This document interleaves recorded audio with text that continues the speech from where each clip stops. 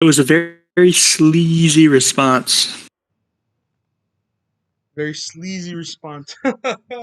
Wait, what's his favorite? Hey, how old are you? I'm like twice your age, man. Yeah, I kind of want to but I know I'd get booted right away. But I want to say my age is 2 years above his, 62 or something. No, he's 60, so you're going to be, if it's over 2, it's going to be 62. If it's below his age, it's going to be 58, so.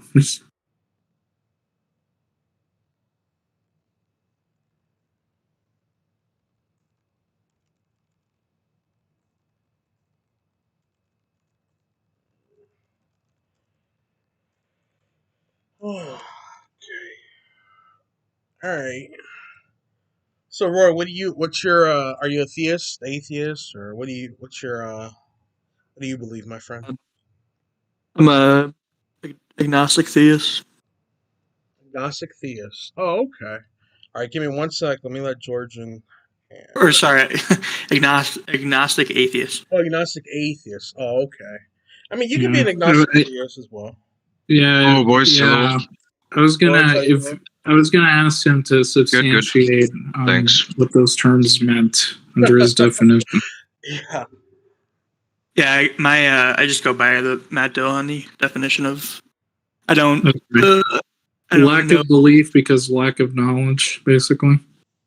Yeah, I don't know that God exists. Therefore, I lack belief. Sure, yeah. Okay. What's up, Oh. George? I'm good. How are you guys? Good. By the way, Nice to hear. how is B3 acting in my absence? I don't know. Frankenstopper, I would say.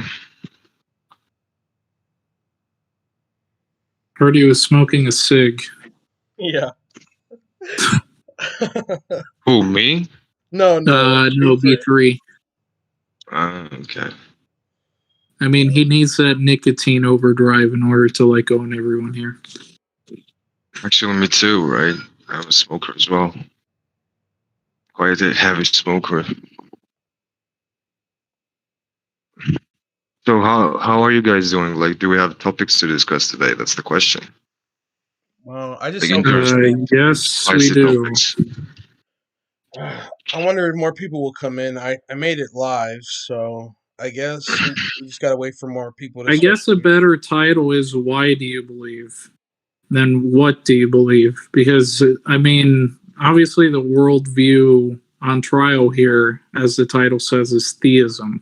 So it's centered upon theists coming in here and defending their worldview. It's not them explaining what their worldview is.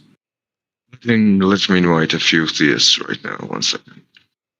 Yeah, there's a Reformation server usually has quite a few people always on, but I exited that a couple weeks ago. I just couldn't take it anymore. Yeah, I was on there today because Tonlock he was talking by himself basically, doing a main stage where He's in there 24/7. Yeah, he's talking to himself basically about abortion and saying how abortion's evil and all this. And well, maybe it's his debate prep talking to himself in the main stage, probably. Yeah. These fucking liberals, man. Eddie, if you want to, I'm sorry, give me 1 sec. Eddie, if you want to come in, you can, brother. It's fine. Anyone who wants to come in, just request and I'll let you in. Go ahead. I was say one thing. One debate I'd like to see is TJump versus Matt Yester. Oh no! I asked Matt to do it, but he said he refuses to debate TJump. I asked him already. I've been asking him for a while. You said I already know it's predictable. I already know what's going to happen. I already know what the sound bites are going to be. So, I mean, it's going to be the same as TJump versus Darth, right? Or TJump versus Chris, or TJump versus any pre-sup out there. On Tom's part, he's going to say reality is reality.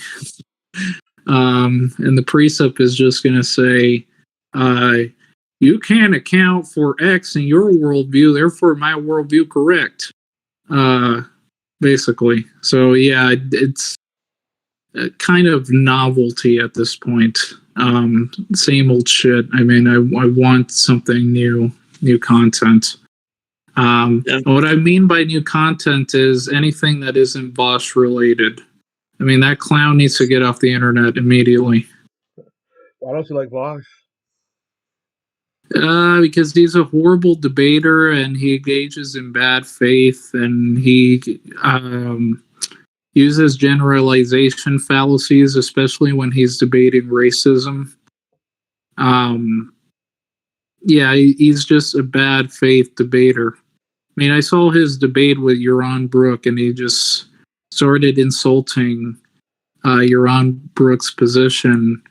And his arguments were pretty poor. I mean, the work or starve argument, literally, that's the argument you have. That's just a fact of nature. What the fuck does that have to do with capitalism imposing that onto you? It's reality that I wouldn't even say impose. It's just a fact. You either work or you starve. It's simple as that. I don't even. I'm on the left. I don't even agree with that argument. But he's piss poor at argumentation, basically. I think let Daddy smoke in, Frank. Okay. I think Vosh appears to be appears to have winning statements because he says so many things in quick succession. So it sounds like he's just like gave a finishing blow, but if you actually listen to what he said, it's not very interesting. Yeah, he's one of those people that he's like a stupid person's idea of a smart person. So he would just say so many stuff at once, and at first glance it sounds good if you're not really into politics, but once you start delving into his arguments, it's really bad. So yeah. So Darth, what's up? Hello. So when you're talking about how all facts need to rely on something ultimate, can't the theist just say that God is that ultimate if they're a precept?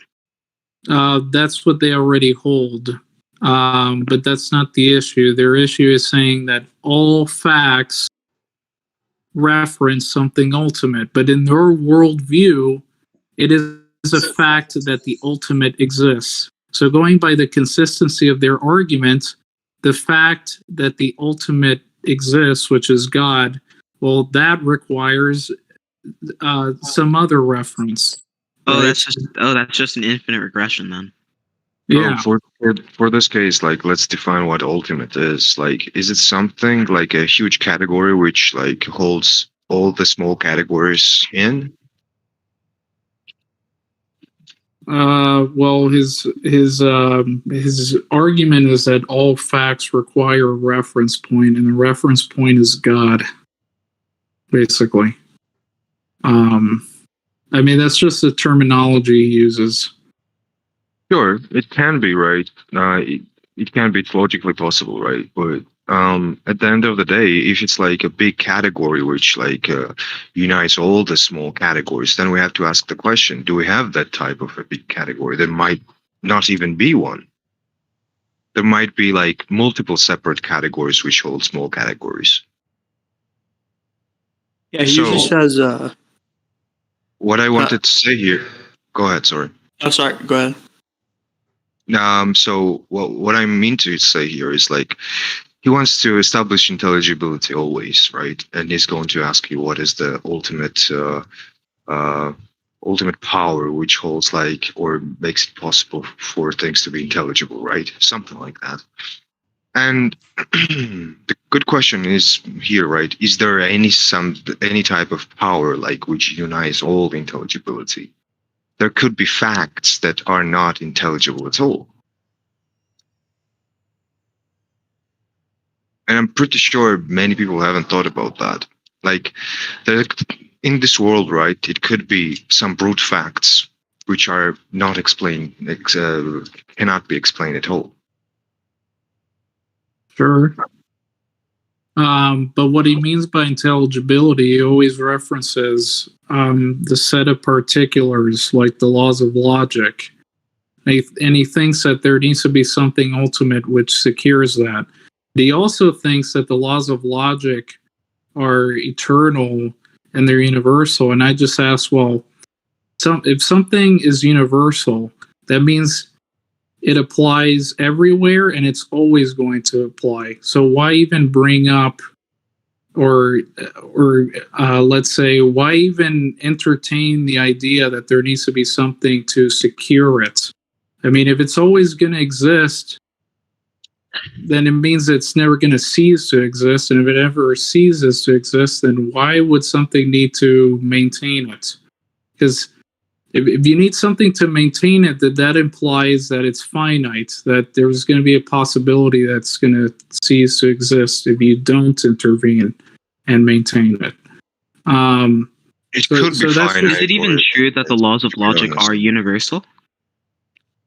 Well, I personally do, but I think they're situated in our finite minds, which is conceptualism. So I'm not a Platonist on universals. I mean, it is. Also, I'll be right back. I gotta do something. Sure. So, yes, laws of logic represent all intelligible facts, at least you can say so. So, last time I asked Darth the definition of intelligibility. After 10 minutes of at homes, I got an answer, right? He says, it's a state of intelligible, right?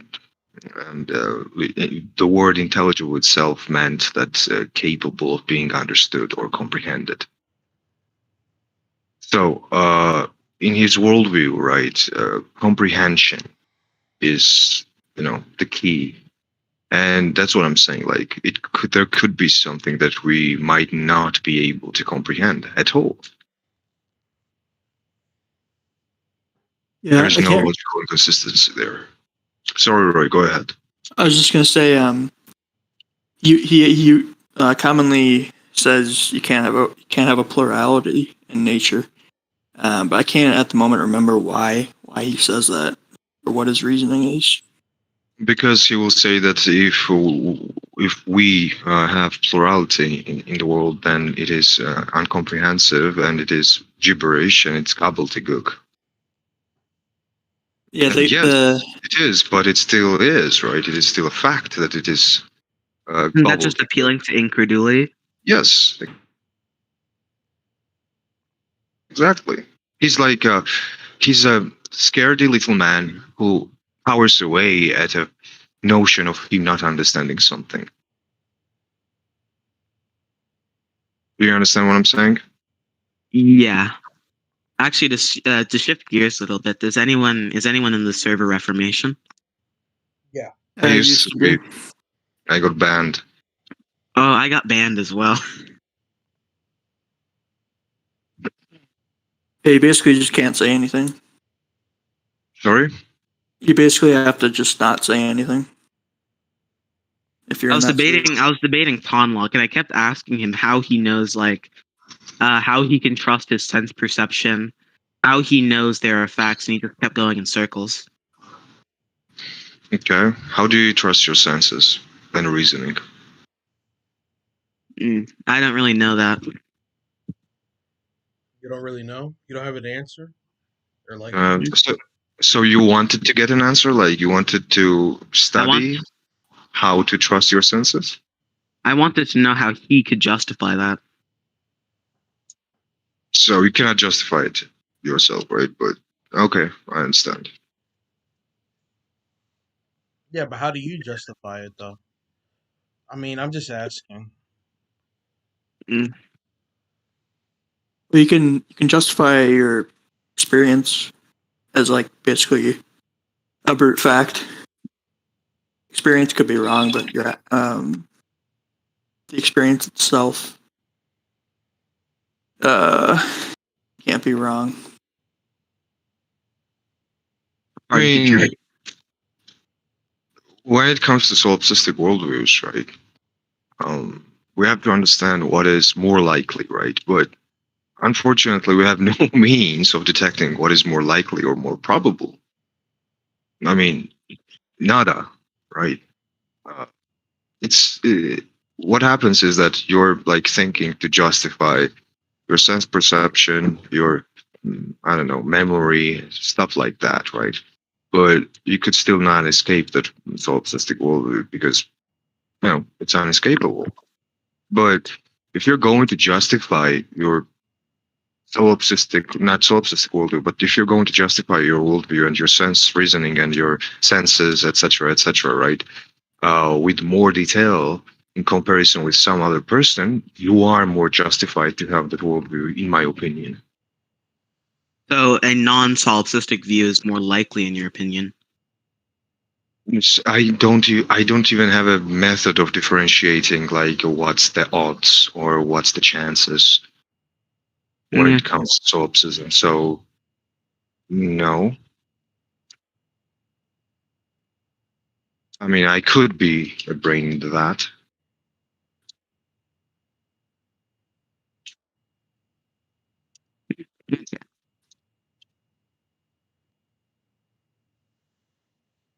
Right. You don't know anything for certainty.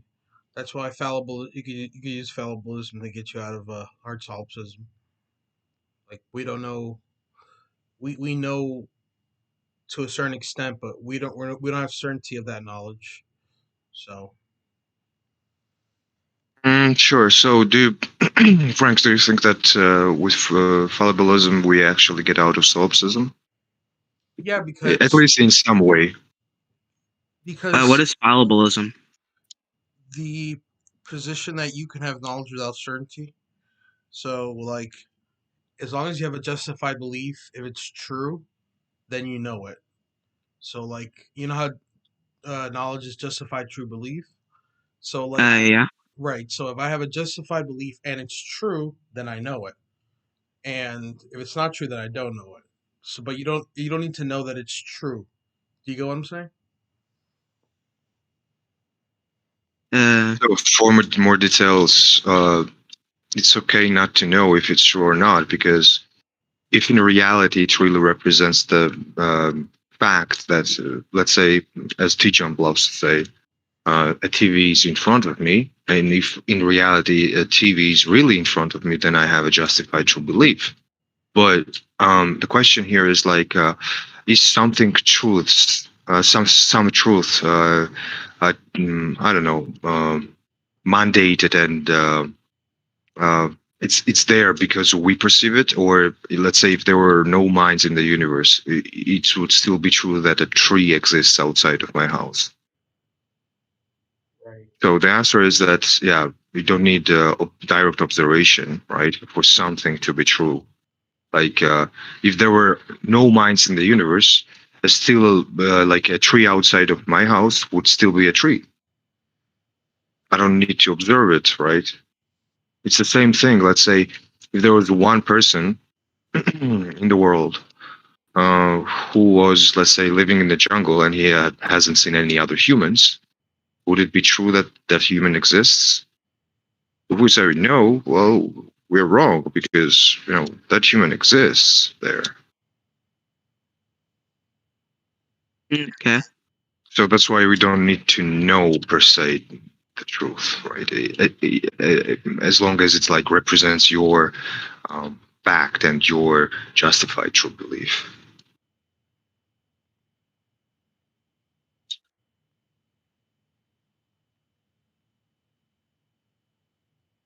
Yeah, but I think it does get you out of solipsism because But as long as you have the justified belief, if it's true, then you know it, and at that point, then you can say, "I know that I'm not a brain in the vat because I have a justified belief in thinking that it's true." So whether it's true or not, you can't know it, but you can assume it at that point. So sure, Franks. I mean, you're saying the most reasonable option, to be honest. Like that is the most reasonable thing to believe, right? Uh, but in my case, right, we just cannot dismiss hard solipsism that easy, because you could think that it really represents the truth, but it might not be the truth, right? It could be that there is no tree outside of my house and I'm just a brain in the vat. It could be that most of my justified true beliefs, or all of my justified true beliefs, does not represent truth at all. Right. Well, there is one that I exist, so I will say most. We can know for certainty we exist, though. That much. Yes. That much we Yeah. know. Right.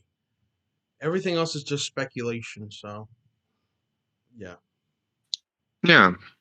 It's a high level speculation. like justified speculation. Justify speculation. Justified true speculation. There you go. Now I have a word to use. Justified true speculation. Yeah.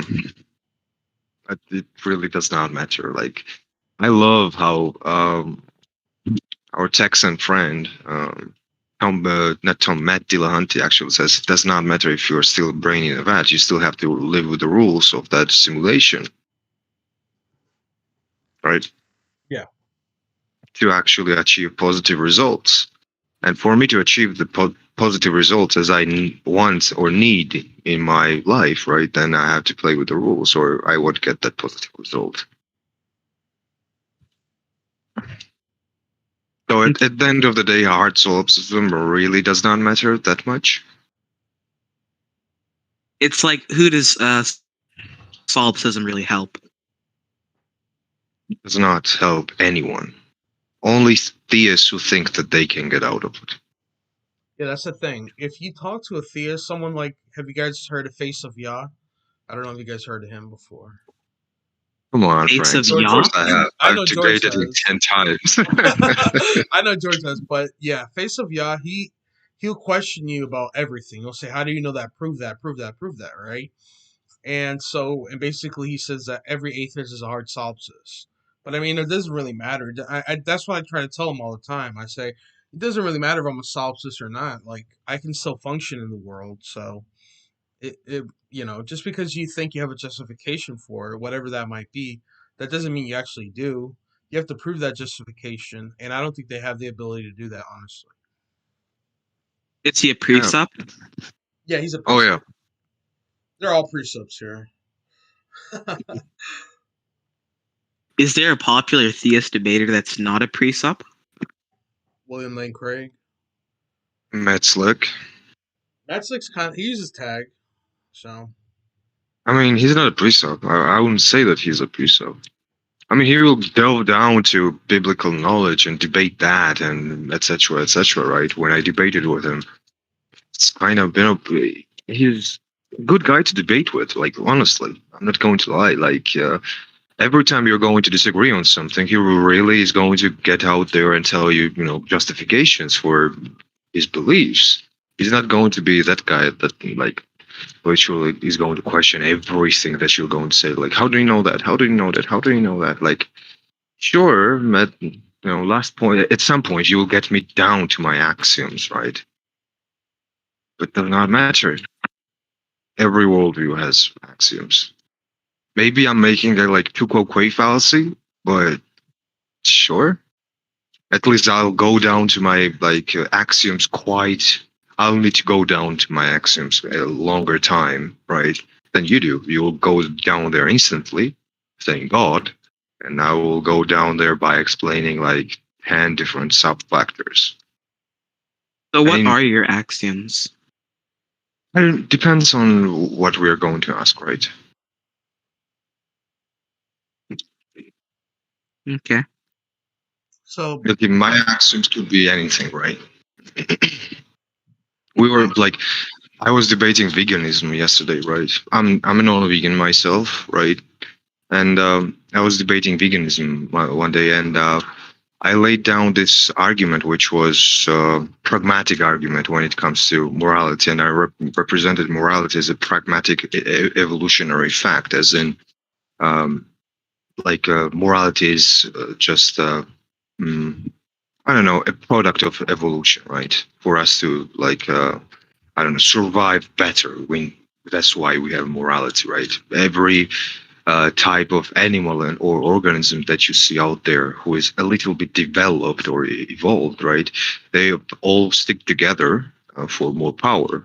And for you to stick together and not to kill each other, right? You need to have some sort of rules not to, make your stay with each other insufferable. That's what evolution does, to be honest. Like, that's what morality is. Like, that's how I represented my facts. And uh, so basically, for them, they needed like one sentence to go down to their axioms. Like, okay, it just feels bad to me, and that's it, right? And that's my axiom, they said. And I'm like, I've explained like 10 sub factors when it came to my understanding of morality. So in this case, I would say that my worldview is much stronger than theirs because it provides more explanations. Wouldn't you agree? I guess so.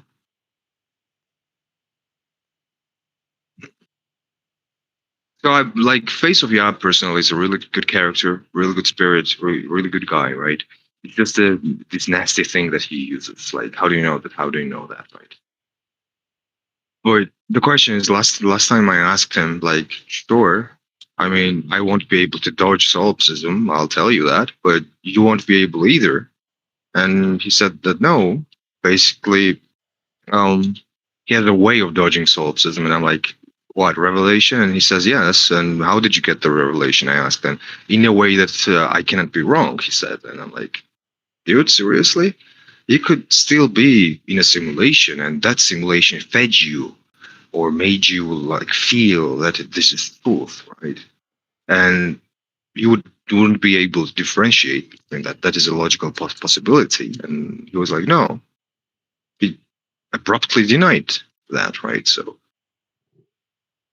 I would say that those theists think that they have a key out of solipsism when they don't, unfortunately. Right. What about Foxy? What about his arguments? What do you think about them? I think that, Foxy? yeah, not a fox.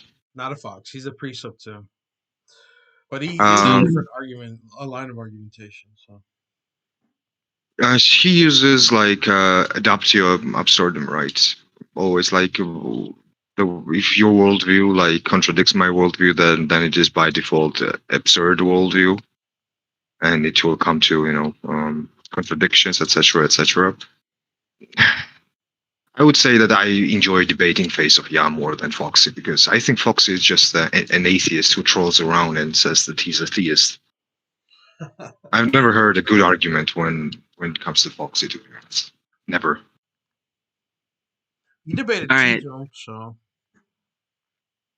Did you call that debate? yeah, That was education. that was education. Yeah. After TJump's battle, he joined the politics and religion channel, and he was like, "Oh my god, it was so hard to debate him. I had almost nothing to say." Blah blah blah. I'm like, dude, seriously? Yeah, because the simple question he asked was, how do you like? Basically, TJump said, how come I can't know without the necessity of God? And at that point, he had no answer. I mean, he had nothing. You know, like TJump said, how come it just can't be natural? And he had no answer to that. So Yeah. My favorite TJump debate of all time, though, is Jay Dyer's. oh yeah, J Dyer, that was great. I haven't seen the debate. If anybody can provide the link, I would be really grateful. Oh, dude, you gotta see it. Hey, I should Roy, I, sh- The I should funniest say debate for my me is Darth Dawkins. what'd you say, Daddy? The funniest debate I've seen from T-Jump is the Darth Dawkins. Oh, But the that's Darth kind of a Dawkins. given. That's kind of a given, seeing how funny Darth Dawkins is. Yeah, I tried to debate Darth yesterday. He came in here for a couple minutes, and I was trying to work with him, and trying to figure out what this ultimate was. I said, what if it's energy, and and it's like a sentient energy, something like that, right? and he said, "Well, he tried to take me down that rabbit hole, but it's difficult because he wants something ultimate. And what Darth was telling me was you don't even need an ultimate at that point because an ultimate fact would necessarily need another fact to explain it. So you could just go on and ad infinitum. So Wait, what is Uh, Darth's definition of God? an eternal, all-powerful mind that lives outside of the universe. I posted the debate in debunking precept apologetics channel, George. Sorry, what did you say? I posted the Jay Dyer debate in the debunking precept apologetics channel. Thank you very much. It's Gonna an watch. absolute dumpster fire, just to warn you. Yeah. I watched that. Yeah, it's I watched crazy. that. Yeah. No, not really. Here's one thing that just confuses me about precepts. Cringy. Apparently, knowledge is just like a revelation from God. But how do you know you've received this revelation? God banned me in a way for me to know it. They'll always say something like that. Like God put it in my brain and it can't be wrong because he put it in there and yeah. Yeah, the funniest part is when they go from just general precept to Christianity, and it's like there's some special thing in the triune nature of God that makes Christianity the correct one. Well, God has to Well, be relational. And so he needed to express his relationality before the creation of the world. So he was relational with himself, basically. I mean, one. I would say that my favorite debate versus TJump was Nadir. Oh, Do you know Nadir. that Oh guy? yeah, that's hilarious. I found one thing. I don't know why TJump didn't press him on it, but like he was saying that Quran is a scientific miracle, right? Book which contains scientific miracles, right? And of course there are no scientific miracles in the Quran, but um, the question was, well, which facts did he represent as a scientific miracles, right? And in Quran, well, Nadir represented this that ants can communicate with each other when it comes to radio waves, right? And he used this particular line from the Quran. It says, "O ants, enter your dwellings, that you cannot be crushed by Solomon and his soldiers while they perceive not." Right. So God warns the ants not to die because Solomon and his soldiers might step on them, and he represented this fact as ants can communicate with each other. And I'm like, how did you get that idea from that? Like, how stupid can you be to get that idea? Like, that is just the definition of bending over backwards to justify your religion, to be honest.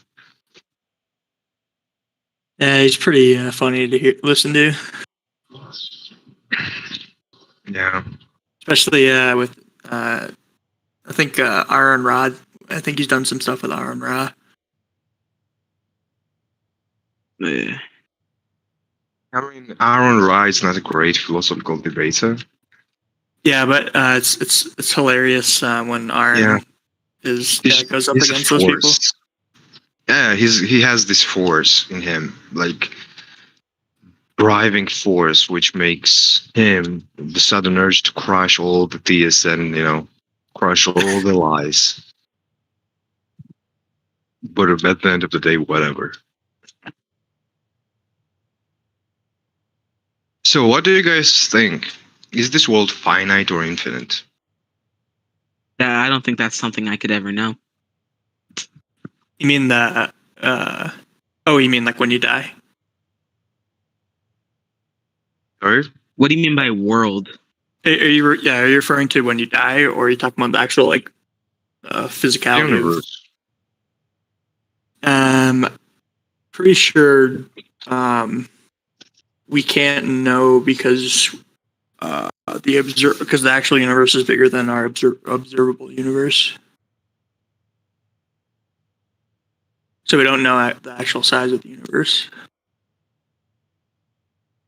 Actually, I want to pivot a bit. What do you guys think about the Kalam cosmological argument? What do you mean? So, what do we think? As in, does it represent theism, or is just as an argument, a strong argument? The latter. I would say that it makes a claim that it cannot justify. That Well, being? like first one, like whatever begins to exist has a cause of its existence. By default, Kalam's cosmological argument says that there are no brute facts in this world. When I mean world, probably I'm saying universe, as you guys know. Okay. So it is an unjustified claim. So if you're going to say the justification is that whatever we've seen so far, then I'm going to say that it's not necessary for that to be, because we could have brute facts in the universe, and there is no logical contradiction in that, to be honest.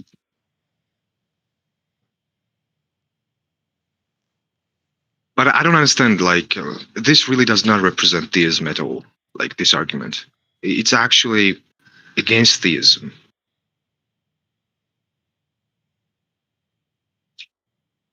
How so? Well, theists say that God created himself. No, God did not create himself. God is like eternal. He's always existed. So Well, that is like a definition of God, which like 5% of the theists use it. Well, probably. God created. But I never heard of God creating himself. Like How God. can something create itself? Yeah, I that's what I mean, was thinking. this, I've heard this definition that like when it comes to creation, it is like outside source or inner source. Outside source, it is something like, let's say, God creating humanity, but inside source is like God creating himself. Right? That is the most widespread understanding of how God created the universe and himself, to be honest. And is God eternal, or what's the definition of the God? That is usually what you see in, let's say, uneducated theists. oh yeah, uneducated As theists, well. they hold that. Yeah, I understand, but most of the academic theist philosophers, they hold that he's uncaused, and there wasn't ever a time where he could create himself, since he's existed forever. Sure, and that is claim or a definition which people use like to counter Kalam's cosmological argument.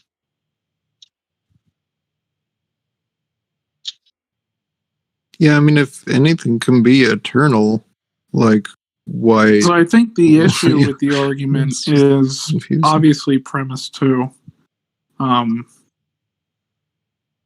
It's already Premise two, the asserting universe. that the universe is finite. Not finite. It's just Well, that if it says the universe began to exist, then that entails that it's finite. Why does it entail it's finite? Are you saying that something infinite Because there was a time, if created? something had a beginning, then there wasn't a time where that thing existed. And there was no time before that as well, so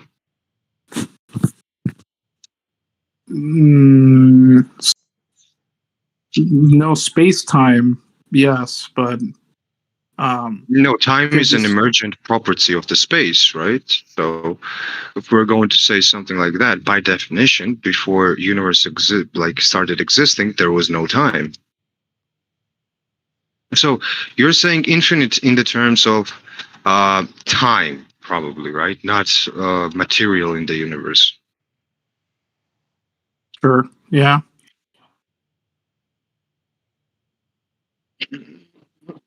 I would say the biggest problem here, is just the universe began to exist. That means that the universe began to exist, and it was not always there, right? That's true. That can be the problematic assumption, to be honest. Also, the first one as well. I wonder if people are trying to say that like God existed before the universe. Obviously, if God created the universe. Do you personally hold to an eternal universe? Do I personally? Is that what you said? Yeah, he said, Uh, yeah, like, do you hold to an eternal universe? I mean, I don't think the universe was eternal. I think, at least based on the Big Bang and stuff like that we understand you're it. very low. It could be on my end, but you're very low. I can't hear you. Okay, I apologize. I can hear him Sounds fine. fine for me. Depends. If we're going to believe in Big Bang, it is more likely to have finite universe rather than infinite universe when it comes to material in the world.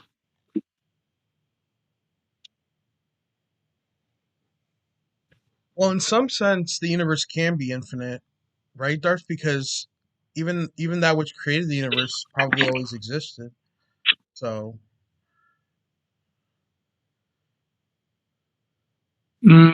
Well, I can't. First of all, I mean, I personally think it's ridiculous either way because there's not enough evidence to suggest that there's an eternal universe or the universe is not eternal. But on second thought, so George, you said that time is in. You said that time is an emergent property of space, correct? Yeah, it's the best explanation, to be honest, when it comes to science. Okay. What theory of time do you hold to? So, do you think do you hold presentism or eternalism? Basically, there's multiple theories. One theory is that there is such a thing as a beginning, during, and an after. So just a linear progression of events would be one definition of time, and the other definition of time is some singularity to time where there's just one form of time that can be experienced. So there's no beginning, during, and after. All of these things are unified in some sense. That's a tough question, to be honest, because if we're going to ask a question, right, is there a linear factor when it comes to time? Then we have to ask this question as well, right? If we're going to say that time is just a space distortion, right, or change in time is a space distortion, or that time is an emergent property of the space, then the question will arise, right? If you're right next to a really dense object, you will feel that less time goes by when you're there. When, let's say, someone who's outside of that distortion and is just observing, right? So that poses a big question, as in, like, is it a linear time, right? Because time can pass slower or faster for me than you. I would say that time is just another dimension. It's There's also just sorry. there's also the thought that time is just entropy change, entropy increase, and in that way, I don't think the relativistic stuff really matters. Entropy change. Yeah, so there's So entropy is heat death, right? yeah, and there's this idea where an eternal universe is based, or like, at some point there'll be no more entropy change, and it'll be constant, which means time ceases to exist because nothing is actually changing ever in the world. Because change basically is just an increase in entropy. So we know that energy cannot be created or destroyed, right? First law of thermodynamics. Yep. And this energy is like unusable energy when we're talking about. Usable energy can be, like, well, destroyed, as in the terms of it will change its form to unusable energy, right? Yep. So the question here is, like, when it comes to unusable energy, it's more likely a matter that everything consists of. So I would say that if we're going to say something like that, then let's say movement, right, emotion of this type of energies through space, right, it could be a factor of time. And entropy could have nothing to do with it. Um, I don't understand like why. Probably it's not a necessary fact, to be honest. It's like a theory which could potentially explain something, right? oh, you mean the entropy idea? Yeah. Yeah. I don't think it's a. It was just from what I read about it. It was just another way to think about time. Yeah, and we don't really know if when it comes to massive dense objects, right? That it's just accelerated entropy there, Yeah. or sorry, slowed down entropy.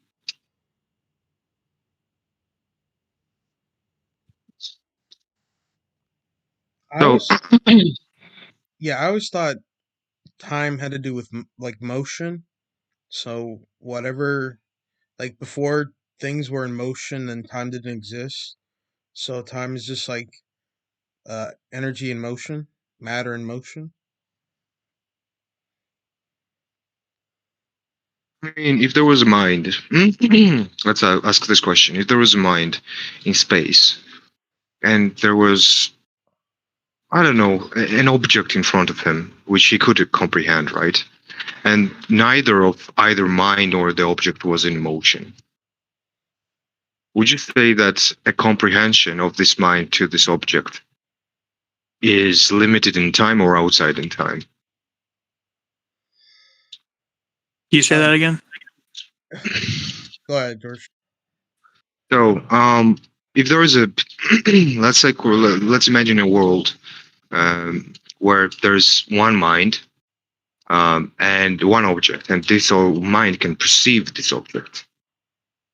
And there is no motion in this world, right? It's like a hypothetical scenario. Would you say that for this brain or mind, sorry, to comprehend this object, is it in time or outside time? Like, is it limited by time or it's outside of time? Because there is no motion there. How Yeah. does go ahead, Roy? I mean, I really wouldn't really know how to answer that because the process of conceptualizing anything, I mean, on my understanding, requires some sort of motion. You know what I mean? Like motion of electrons or whatever. Sure, then it means that just because there is no motion there, right? Then it is the fact that just because on T1, T2, T3, nothing changes, it could be said that there is no time there because there is no change. But we have to address or let's say involve that kind of understanding in time, like time equals to change. Wouldn't you agree? Yeah, I probably would. Yeah, times change. If a mind is perceiving an object, right? I don't think that it necessarily is in time. It could be outside of time because the perception could just be like, well, yeah, I guess the perception would be in time, Well, if a right? mind is perceiving an object which is in motion, then yeah, that mind would be subject to the motion itself. Okay. Yeah, that's How about this then? I'm going to make it more difficult, right? Have you ever watched a series called True Detective? I've heard of it, but I haven't watched it. It's a really good series. You should watch it. But there is a scenario where this the main character is like detained by the police and questioned, and this guy says that time is a flat circle. And when I read about it, right, there is a theory that says that this universe is just things, reliving their past and future always, right? There is a flat circle of time, right? It starts with Big Bang, then everything gets created, then everything gets sucked up by the black holes, and then the black holes are going to suck up each other, and there is a singularity, massive singularity again, and then the Big Bang arises, and it's going to be the same again, like explosion, Big Bang, then the world gets created, and me and you and or everybody here will have the same conversation. So if we're going to believe the theory, then time is just an illusion. Yeah, there's also that. Because there's no change. Yeah. Sorry? Yeah, there's also that argument where people. So it's called structural anti-realism, where when people try to describe their experiences in time, it's completely dependent upon their perception. So their description of how time functions isn't real. It's just let's say a figment of their imagination. So when you use words like changing or unchanging, it's completely dependent upon the subject. It's not actually something that exists objectively. Yeah. Freaky stuff. Would you agree with that, or? I don't know. Point can be made for both of arguments, to be honest. And the only way to know is to be omniscient. Yeah. I mean, either way, whether you're a structural anti-realist or a structural realist, I mean, I don't see how any of this would point back to God, especially the God of the Abrahamic religions. Because usually what most cosmological arguments obviously are trying to prove a first cause. They don't actually go into detail as to what the content of the first cause is. Like, what God is it? Is it Yahweh or Allah or something else? Yeah. So it doesn't arrive you to any conclusion and to any particular God, and it doesn't even arrive you, I would say, to deism, because what's the argument for God not intervening in the universe, right? Because once creation is established, then you're gonna have to like substantiate why it doesn't intervene in it, and I don't think there has been any apt responses in order to substantiate that claim. So yeah. Skepticism on these things remains the default position, in my view. What were you going to say, George? I would say that when it comes to beliefs, I have less respect towards deists than theists, because they work their beliefs backwards. They are not choosing a neutral state, a starting state. Like, they are not choosing a starting point to start deducing or understanding how the world works. At first, they will hear about this big G idea, God idea, from mainstream religions. And then when they do not like these mainstream religions, okay, I'm just going to like separate this religion part from the God, and I'm just going to say that there is God, right? The universe was created by the God, like God of the gaps fallacy, right? And yeah, it could be in the world, but when we start from a starting point, a neutral state, right? How are you going to arrive to deism? That's the question. There is no way. I mean, one label for deism that's been used is de facto theism, basically. Yeah. Like you just said, it's taking the big G idea, but removing all of the religious aspects to it. So, yeah. So I would say that I respect deists more when it comes to their beliefs, because they're saying that, I just found this unusual, weird fact. And I've deduced from this unusual, weird fact that the God exists. Sure, you could do that potentially. And you could be justified to do that. Let's say if God existed, right?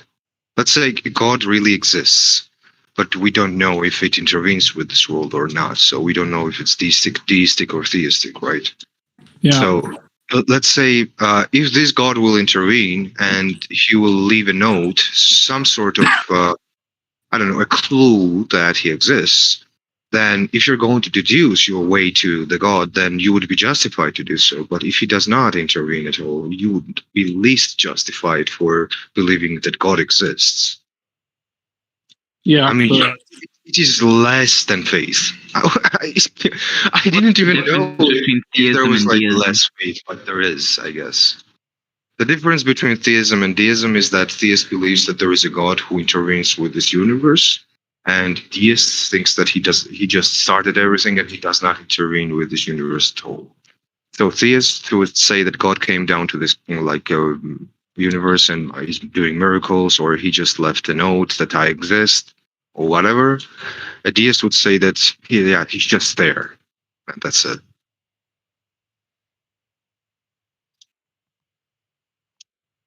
Okay. Which is not an interesting fact, to be honest. What position would you say is most honest, the deist position or the theist position? Most honest Honest. or more honest? More honest. Which one Yeah. would say that their their faith is not justified?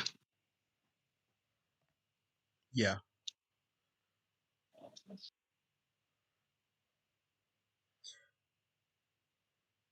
Would you say like Well, in terms, so I think that they're both equa malignant in my eyes because neither of them have substantiated ample evidence in order to prove their claim that something created the universe or that something even exists outside of time.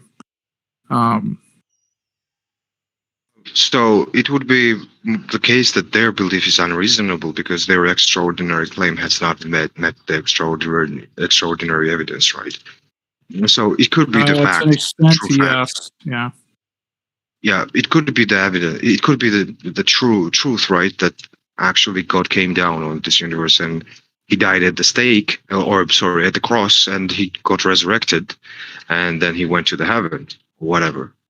It could be the fact, and the only recollection or only evidence and facts that point towards that action would be like, I don't know, written scriptures. It could be the fact, and it could be the fact that we have no way of having novel, testable predictions or empirical evidence when it comes to that.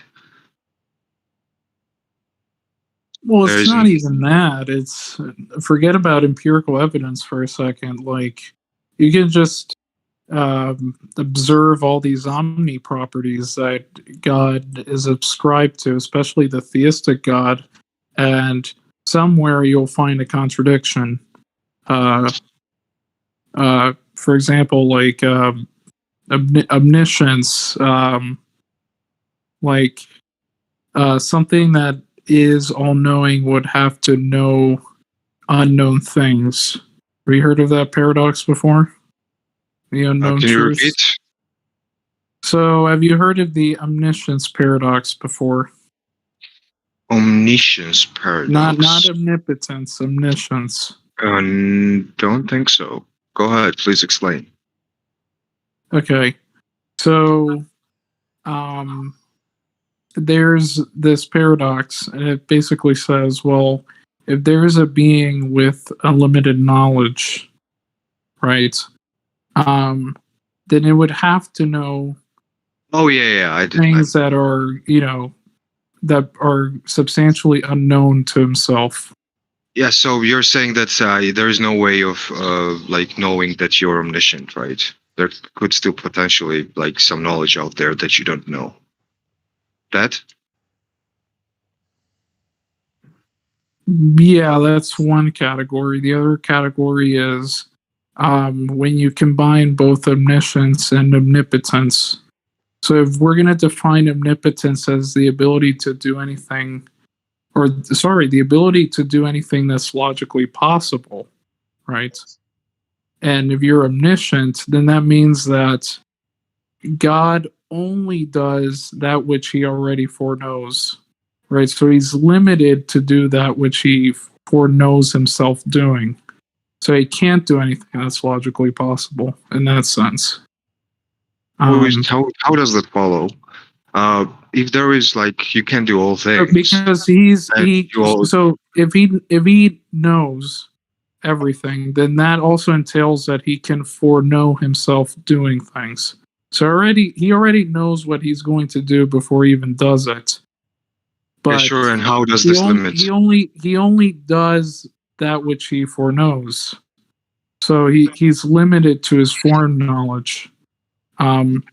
He's not unlimited to do anything that's logically possible. I've heard that, yes, but how do we arrive at the sense? How does it logically follow that he's limited in any means necessary? Like the problem that I have is like word limit. Okay. Well, I don't know whatever. So I would say he's limited relative to having a substantial amount of power to do anything that's possible, right? Because you could say it's logically possible for him to do things which he doesn't foreknow, right? There's no logical contradiction involved in that, but he can't do it because he has this omniscience attribute. Sure, there is a logical contradiction there. So if he knows everything and he does something that he doesn't know, then it is P and not P together.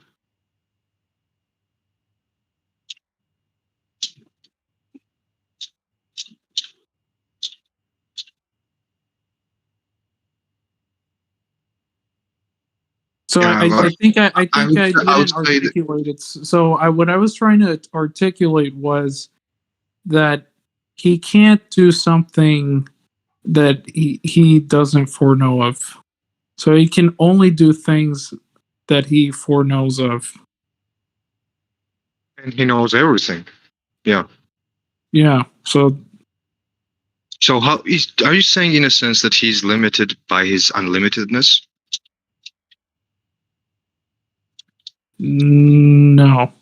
What I'm saying is so this attribute, right, of knowing everything, I'm saying that maybe I might use the word oblige. That obliges him to know things that he'll do in the future, right? So he can, for example, he can foretell all the things that he's going to do in the future, but such an attribute would make him like, I guess you could say one word I used was oblige. Another one is like he's enslaved to do that which he already foreknows. So he can't do something that's outside of his realm of foreknowledge, if that makes sense. So he can't act without foreseeing any predestination, I guess you could say. I'm trying to articulate. So it could be the fact that, let's say, God has a free will, and yes, it means that free will means like, let's say, making choices, not the supernatural understanding of free will. It could be the fact that he can make choices, as in he knows all the possible scenarios that he can do, but these all possible scenarios can be infinite. There is no logical contradiction there. And if you're going to say that he's limited by his unlimitedness or infinity, I would agree, sure. But I don't see anywhere to um, use the word limiting, because you can say that he can. It is limited by, let's say, what is possible, as in like laws of logic, right? And it could be correct as well. But then using the word limited loses its meaning, to be honest, because limit So is yeah, I think something I that. didn't use the correct word. So what if I said he doesn't have the freedom to do something which he doesn't foreknow? Sure, there's no logical contradiction there.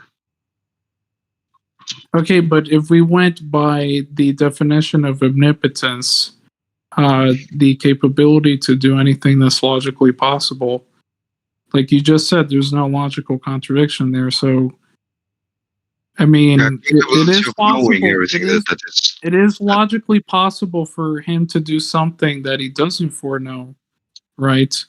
But he knows by No, omniscience, he already knows everything. So That that is would P and not P constrain him. together. That is P and not P together. So you are using in the same argument, same line of reasoning, him knowing everything and him doing something that he doesn't know. That is P and not P together, right? Hey, that is a contradiction, even when it comes to laws of logic. Do you understand Right, why but I'm saying that? that's my point on how omnipotence and omniscience are contradictory with each other. Okay, sure. I would say that it's more contradictory that how theists use omnipotence and omnibenevolence together. It's more likely that if you're omnibenevolent, if it depends on the definition. Let's say take omnipotence as in doing everything that's logically possible, and omnibenevolence means that you're so good that it cannot be further improved, or all goodness, or whatever. It does not really change the. Yeah, you can only do things that are good. You can't do something that's evil, even though doing something evil is logically possible. Yes, and it's more likely that you cannot create such like fragile creatures who can defy the law, because that would defy the law of omnibenevolence. So it's either that you have to choose, either you have to take omnipotence or omnibenevolence. You cannot have both. So that's why I'm quite better when it comes to Islam.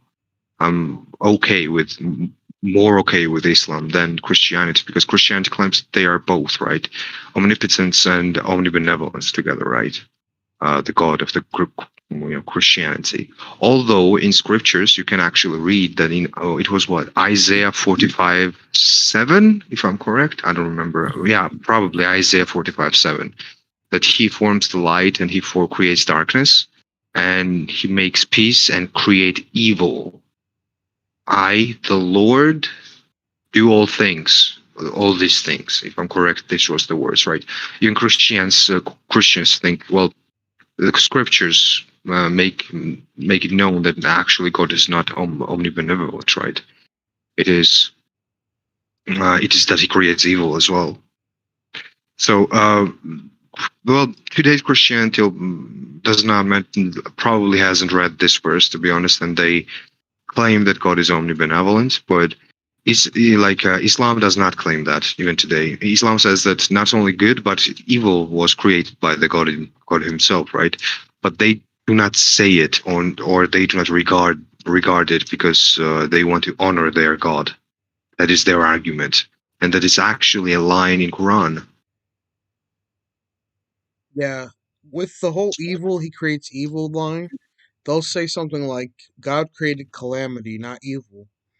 Because there's different ways of using that word in the Hebrew. So Yeah. they'll just say he created calamity, not evil. So that's because I've heard other atheists use that same line. So it's yeah, he doesn't create evil, he just creates calamity, whatever that means. I guess that's not evil, calamity, but whatever. I mean, calamity's definition is an event causing great and often sudden damage or distress, right? Or disaster. Right. Distress, by definition, is evil. Right, that's the point. It's still evil, but it's like a natural evil, not a, you know. So Well, then he's a really shitty omnibenevolent god, right? Yeah. Then he's not omnibenevolent at all. He's just omnipotent, omniscient, omnipresent, um, and really good god. Like, not really good god, but good god. Let's call it like that. Because if he's to be named omnibenevolent, then there is no such thing as true omnibenevolence, as in being in a state of all goodness. It could be so good that it could not be further improved by states.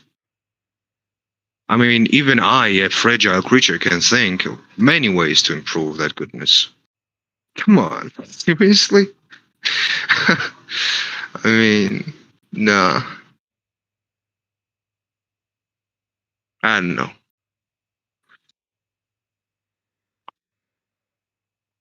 are you saying God So, can't improve? Like he can't get better?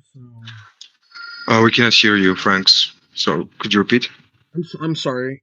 I was saying, so like, are you saying God is incapable of improvement because he's like perfect in that sense? So is that what you're saying? Well, yeah, that's what theists are saying, right? When But they mean omnibenevolence. They are so good that state itself cannot be further improved. well, So, that makes sense if you have like an ultimate standard of goodness, and he is the ultimate standard of goodness. Yeah, So for classical theists, this is called the pure act. So God is purely actual. He's perfect. He doesn't lack any potentials. He doesn't. He isn't composed of any privations. Privations being like any qualities which show a lack of goodness. So yeah, they hold that he's unchangingly perfect, so that he can't improve on himself, right, or redeem or modify any of his qualities, because if he were to modify his qualities, that would imply that he's subject to changing his nature, but he's unchanging by their definition. Just to to be give you a honest, sense of the classical theist yeah, worldview. to be honest, if we are going to use that definition as well, like good, the definition of good as in things that God wants, right? Good is what God wants, and evil is what God does not want, right? That still Yeah. does not break argument at all. So there are Oh still yeah, still I things that agree. are I'm good, and more than you still on that. there are still good things, and there are still bad things, and either you're omnibenevolent or you're not. Either it is like you have to choose one, omnipotence or omnibenevolence. You cannot have both, literally. Either you're a god who can do most of the things and is omnibenevolent, or you can do all things and you're not omnibenevolent. Because there are things in this universe that God does not want. Yeah, and it's also the issue of like the Euthyphro dilemma, right? Is something right because God commands it, or does God command it because it's right? And I mean, this is still a dilemma that I haven't heard been refuted successfully, because they would usually just define God or equate God with goodness itself. But I mean, the question is not what he equates to; it's whether or not there's a standard of benevolence that is independent of him, right? So if it's dependent on him, then it's circular, right? It's like you said, it goes back to whatever he finds morally appropriate as the good, or whatever he finds morally inappropriate as the evil. Um, uh, Basically. And I think divine command theory is probably the worst out of any of the,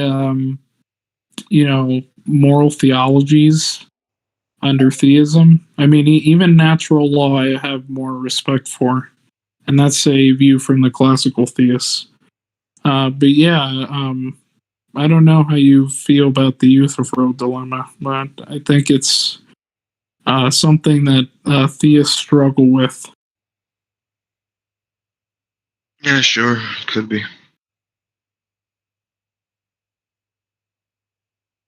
And that's also um, this is interesting actually. So remember when I was saying earlier that the classical theists define God as the pure act, so he doesn't lack any potentials whatsoever. That view is necessarily incompatible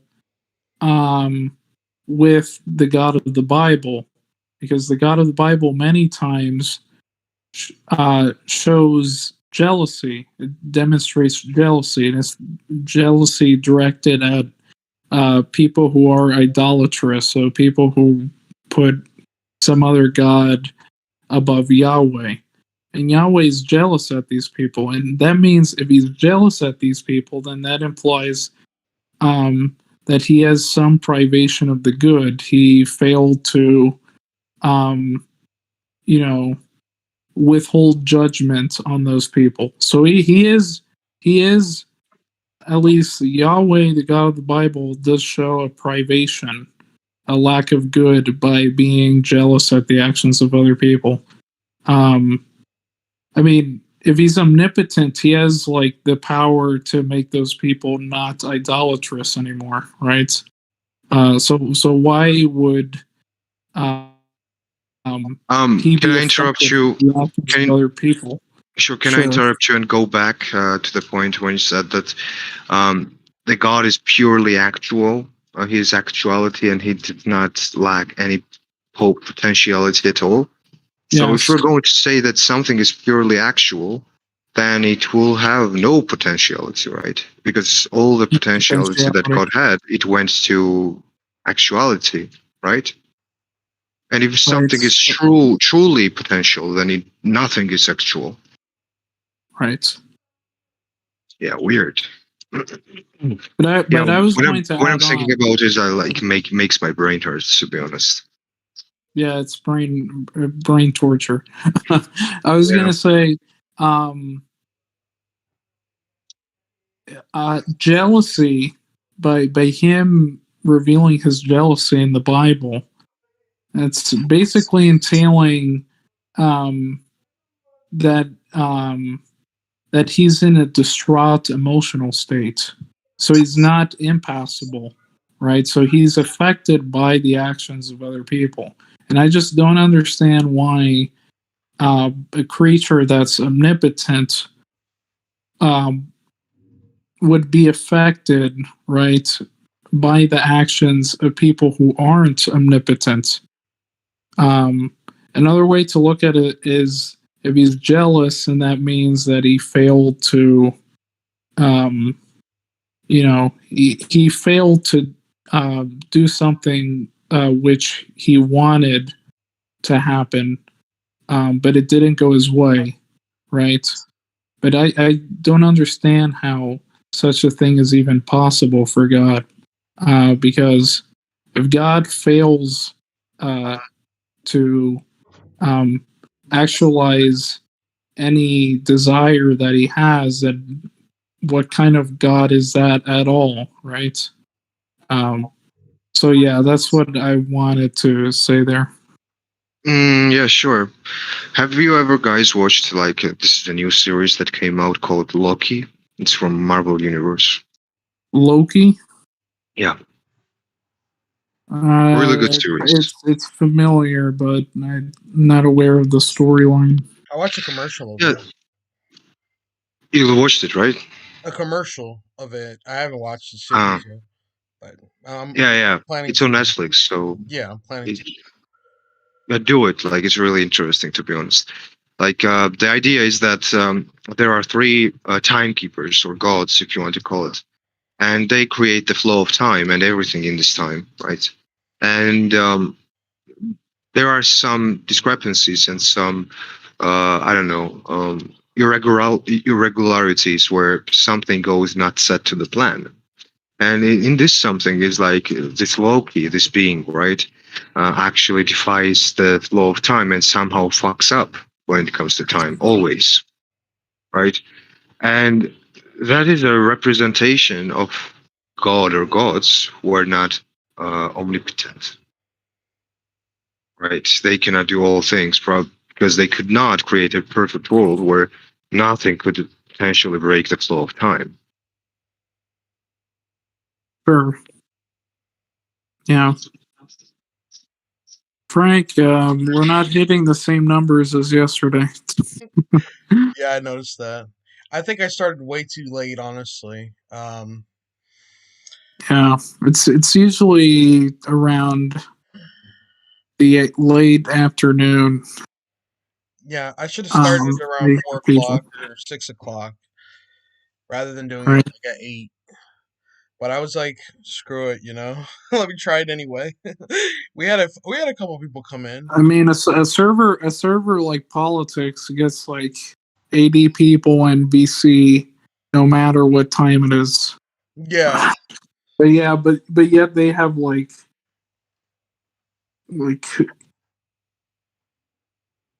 much more than twice of the members in the server. So it's a matter of getting more members in here. Is there anyone in Reformation or politics right now? uh, Well, in Reformation right now, I think main event just ended. The abortion one that ended, but there's a lot of people in atheist helpline right now. I have to find Darth and tell him to get to that he can have his own channel, so we can we can get him in here. I have to find him though. I don't know where he's at. If he ever get, I don't know if he's gonna be on PNR anymore. I think he left PNR. Am I right, He No, Joey? he I think he left. left PNR. he didn't. Don't worry about He's him. there He every has day. our appointment. Wait, what you say?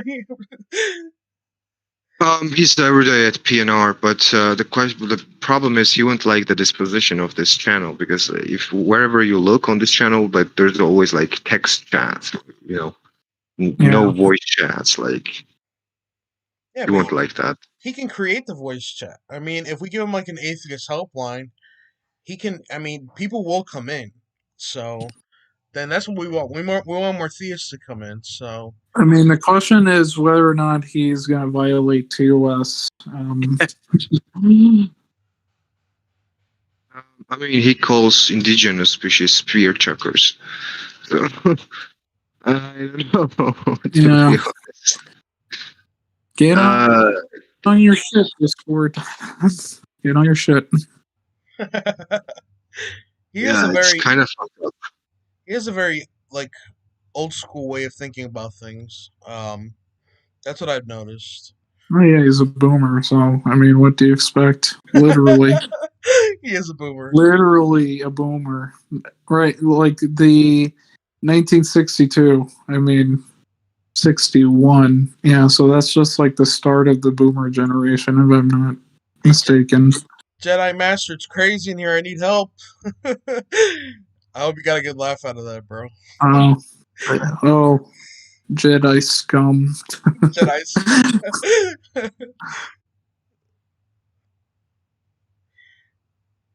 So, Roy, what were you up to today, bro? If you don't mind me asking. Just some work and then currently working on music. That's why I'm not really talking, but Oh, okay. Yeah, we have Illmatic. He signs people to his record label. So oh yeah, you might want to hook yeah, I up was with him. talking to him. Yeah, yeah, he's really cool. So yeah, What yeah. about you? Not much. Reading a lot. I just got 2 self-help books. I've been trying. Yes. I've been trying to get back into like I want to go back to school, but I'm not sure what I want to do because the school that I was going to used to offer a psychology degree, and they don't offer it anymore. So all they Hmm. offer is like a liberal arts degree, and I just don't want to spend the money to like get a liberal arts degree. Even though it's not Yeah. terrible, but I don't think I can find a good job doing that. So I want to maybe do something online. Maybe go to a school online and figure it out. So Nice. yeah, Yeah, my I don't really use anything, or my career is way different than what I did or what I learned in college. right. But yeah, I'm not sure. Um, my brother, he got a liberal arts, but basically started his own company, so it has nothing to do with his liberal arts degree. So Yeah. yeah, yeah, college isn't really Get a necessary. It's liberal just arts degree. Do Yeah. STEM, bro. No, my favorite. Join the military, bro. Join the military. Yeah, I was thinking about joining the military when I was younger, honestly, but I just don't want to get But then killed. I So realized I don't want my ass kicked. yeah, I don't want to get killed, so I'm good. Oh, I want to be alive to watch TJump murder precepts. I don't want to die exactly. in war. yeah, it's interesting how you have to risk your life to get a free education in America. Yeah, and it's not like that in other countries. Yeah. In other Yeah. countries, they give you free education. I think all the way to at least the first 2 years is Well, free. even free college. Well, Yeah, free at the point of service. There's nothing really free, but yeah, you get my point. right. But yeah, but in I believe in Sweden they have like this program where it's highly specialized in getting people to do trade school, if I'm not mistaken.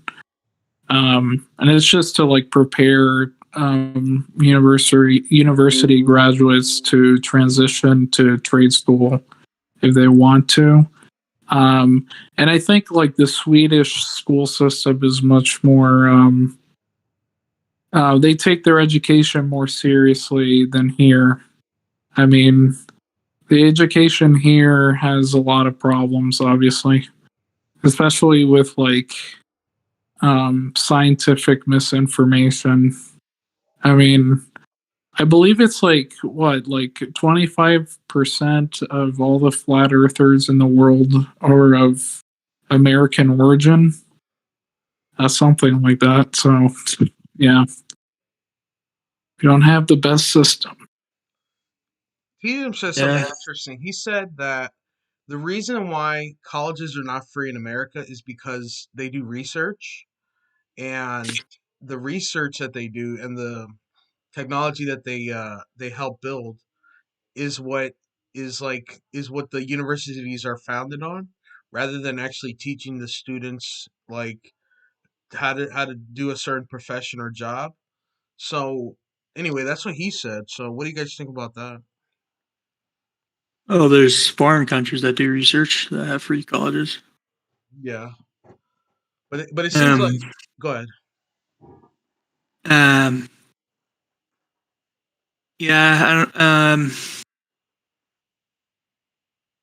I mean, we could just achieve the same thing if our government cared more about scientific research than other areas. They could just be government subsidized research. Yeah.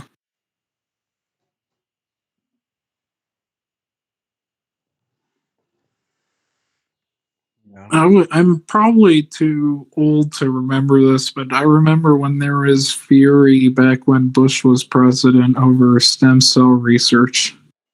Yeah, I actually remember that too, and we talk about it in as a controversial thing, which was dumb Yeah. because it shouldn't be controversial. Which I guess it isn't anymore. But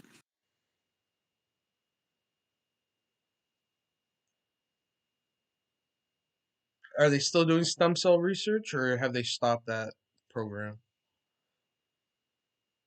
Do you guys know? no, I think pretty sure stem cell research is a standard treatment now for a lot of things for stem cell therapy, or maybe not standard, but a uh, a new and accepted treatment.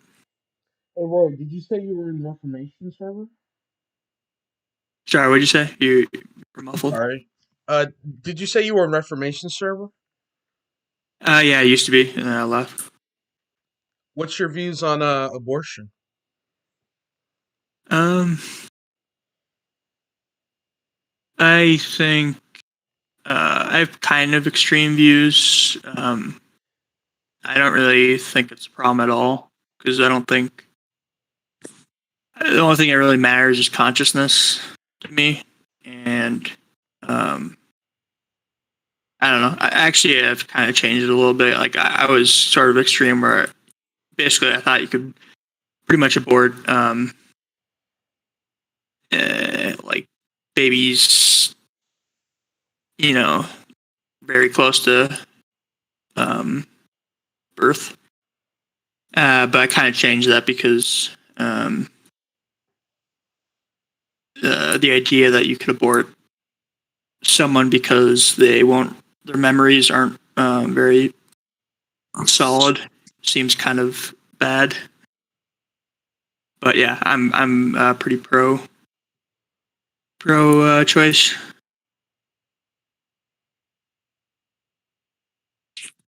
Yeah, I used to be pro-choice as well. Now I'm more leaning towards more of the pro-life, just because.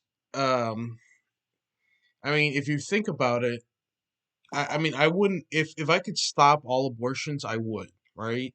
So at that point, it's like, I mean, the thing about it is, I would make it like I would keep it legal because women are still going to get abortion, so you want to make it as safe as possible for them to get an abortion.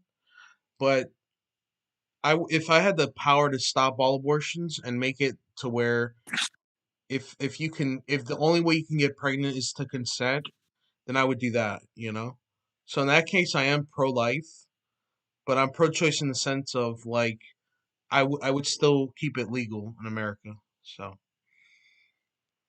Yeah, some of the things that influence my views are I think we have a overpopulation problem. So like saving everyone doesn't seem to be that pragmatic. Other reasoning is I think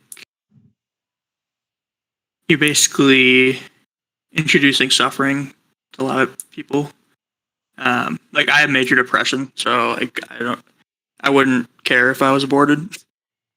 But so yeah, that's sort of influencing my views. or your I life think one solution for overpopulation is to promulgate antinatalism. Just in my view. I mean, obviously, I don't talk about antinatalism that much because of the taboo attached to it. You know, Anti-natalism. What is this?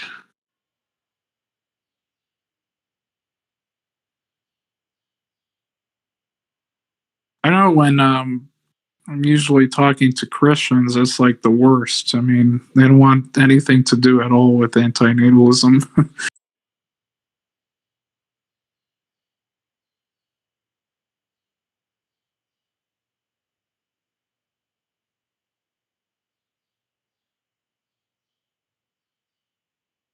Gotta get Mr. Batman in here. I can talk about the law of excluded photon. Yes, sir. I'm sorry. I was just joking because he says "sir" after everything.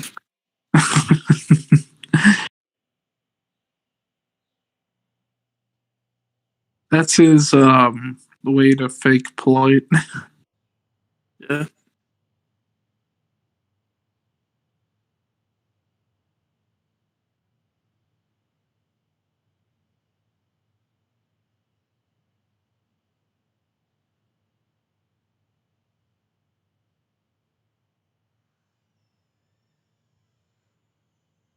Is TJump active?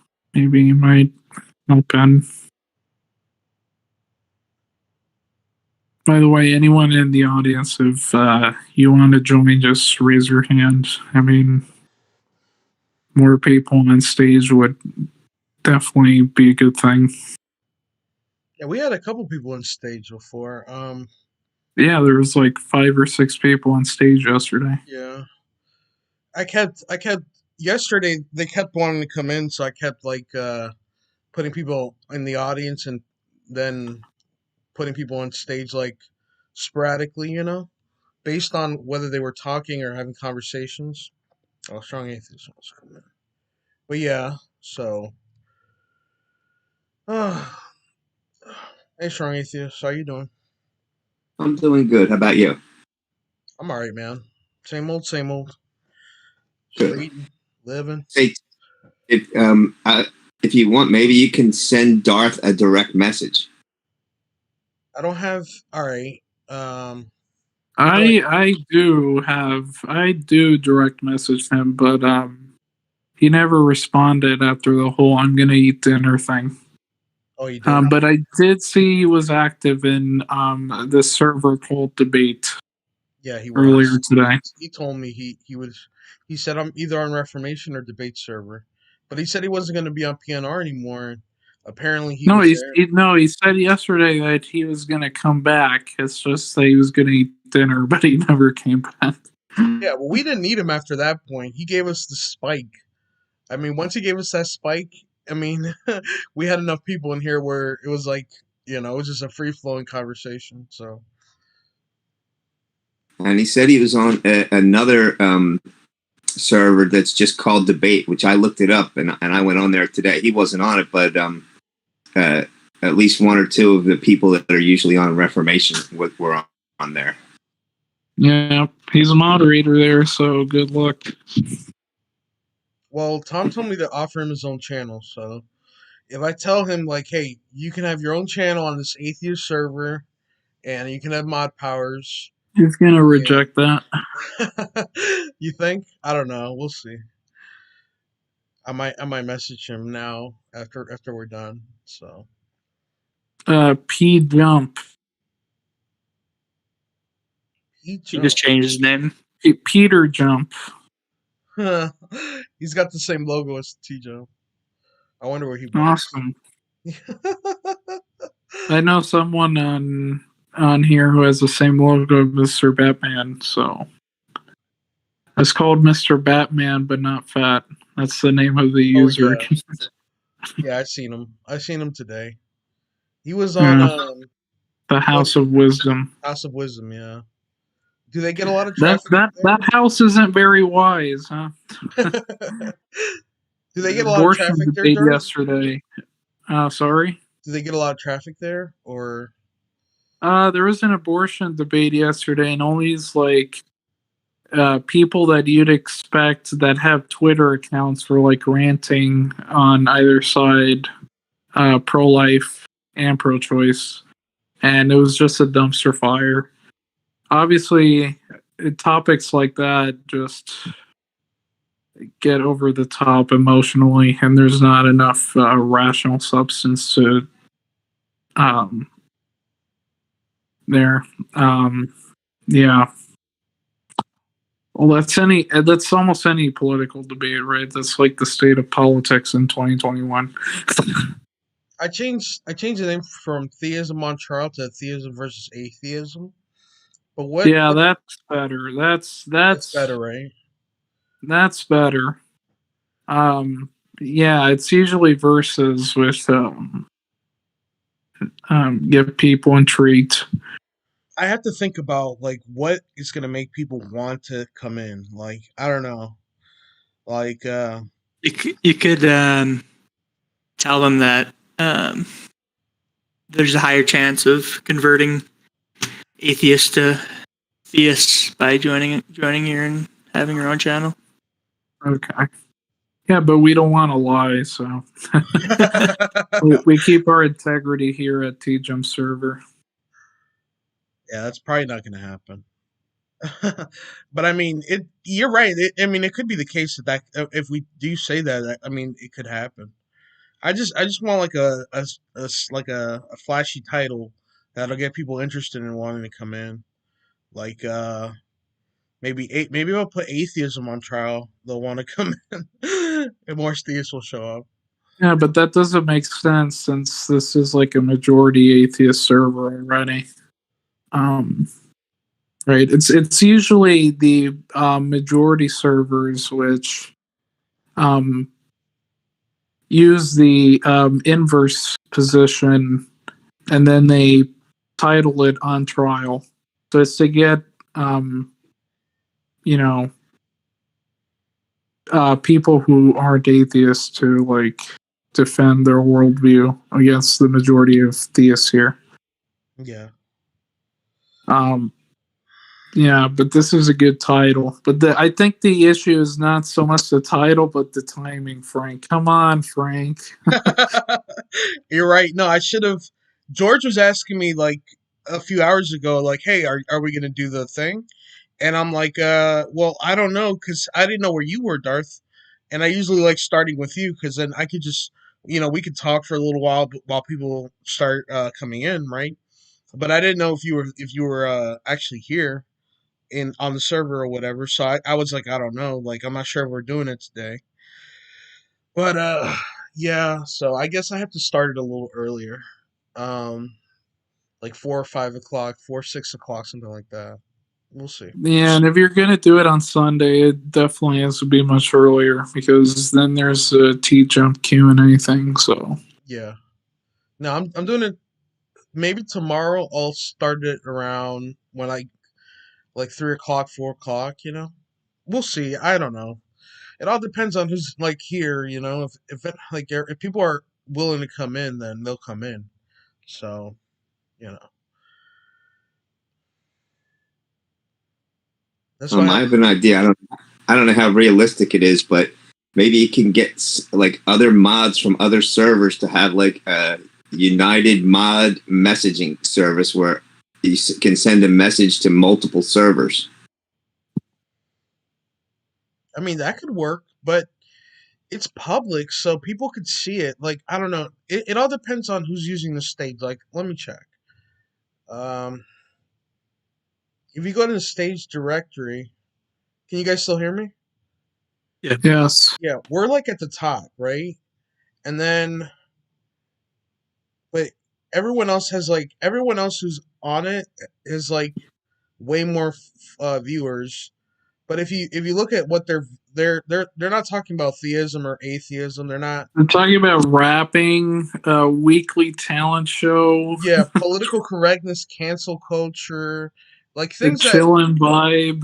Yeah, chill and vibe, questions, nothing Is interesting. is the state? Undefined topic. Are you doing the stage discovery thing? Yeah, yeah. Yeah. Okay. But 'Cause like if you could have access to like the announcements, like the people who can put announcements on there to announce it to everyone on their server, and you get a group together because it would benefit every server. it would. You're right. Yeah, I have to think about that. But then again, I would have to get on all these servers and ask the mods, like, "Hey, can you do this for me?" and all that.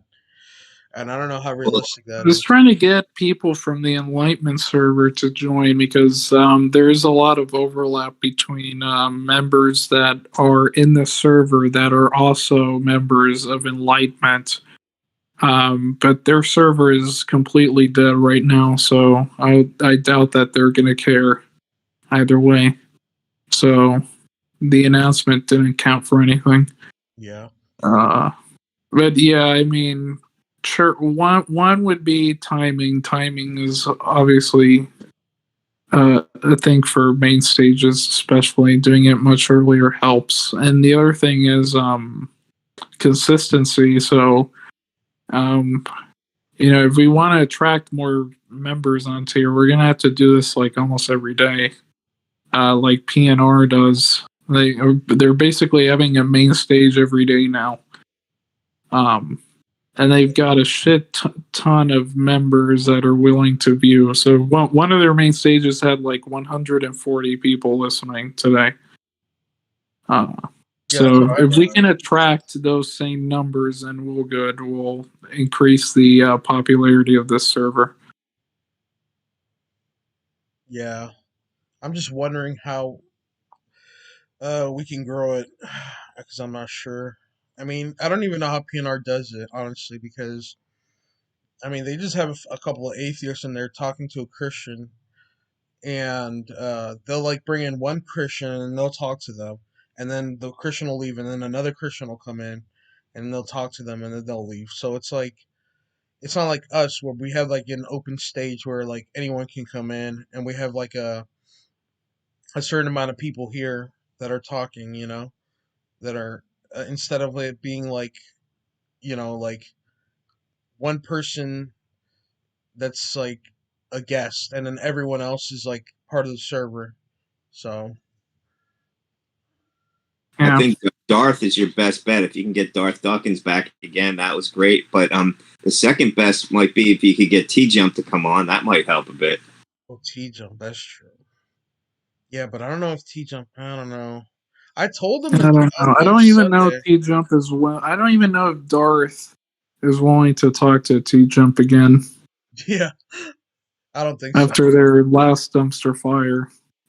They The thing, But clearly I mean animosity separately. between the two. I mean separately though. Darth one night if ever possible, and TJump. On a different night. Okay, but I mean, see that I mean, but I don't. I'm a realist about this stuff, so I don't even think that's gonna even happen. Due to the fact that they've had their conflicts before, even if they're gonna like premiere themselves separately, I mean, they still have a lot of strife with each other. So I don't see that happening.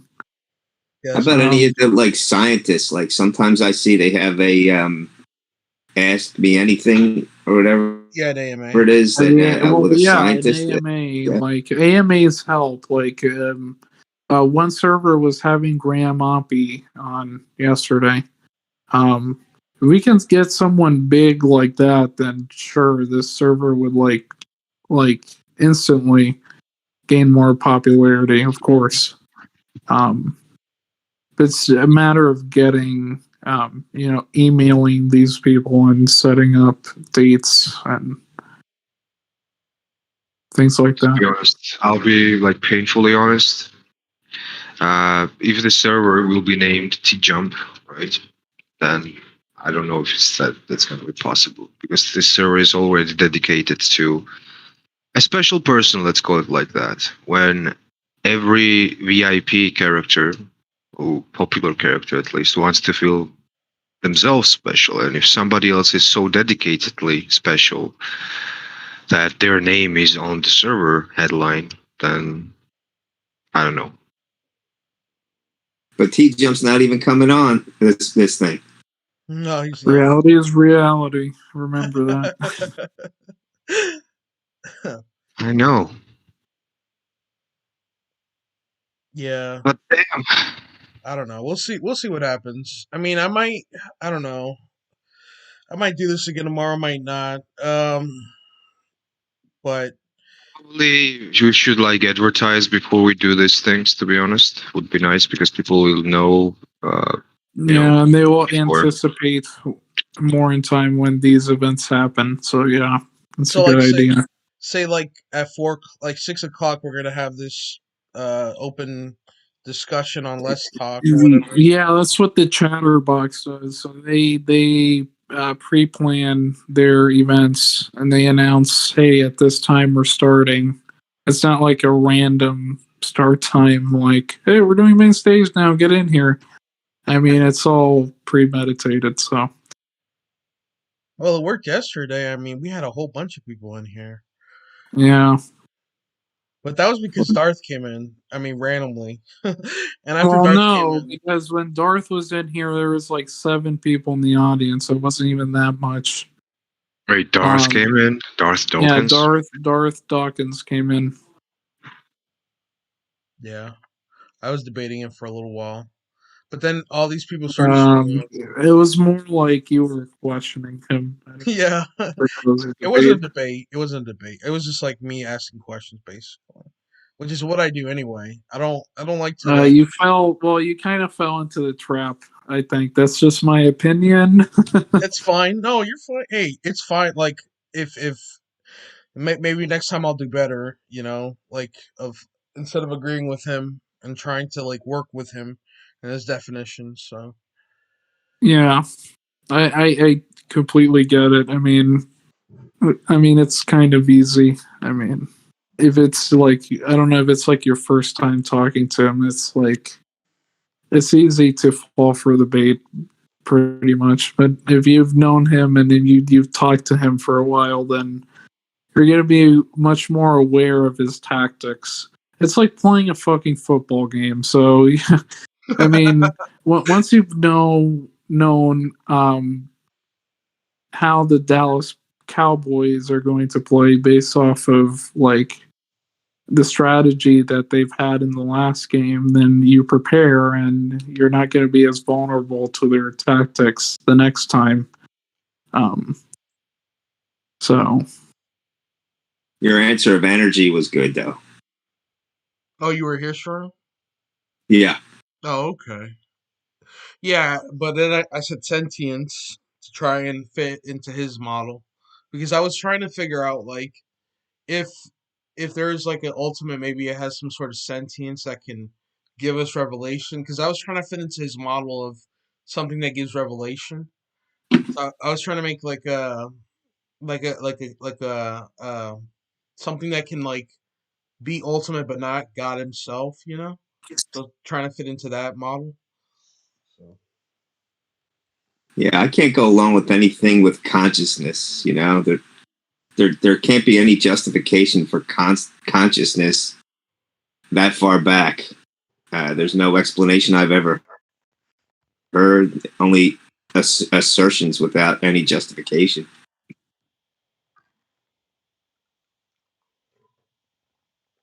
That's my big problem. The theists really, expect atheists to provide proof when they have none. It's not an equal playing field at all. Where I well, get mixed. he's gonna get mad if you say that. So or not even get mad. He's gonna mock you by saying, "Oh, look of evidence, typical atheist." But to ask you a I've been banned. question, Frank. What the hell did? Sorry to use that language, but like trees have awareness? Like what? Is that like some panpsychist view that you have? I tried to fit in his model, right?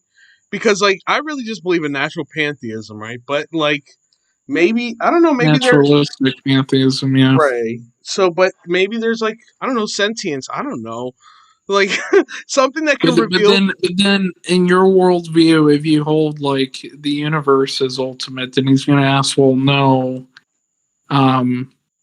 So the universe contains a set of particulars, and those set of particulars themselves can't be ultimate. So the singular thing itself cannot contain any particulars. I think that's what he would say. And that's what he would argue against your pantheism. Yeah, I was just trying to say Uh, something that can reveal something to us.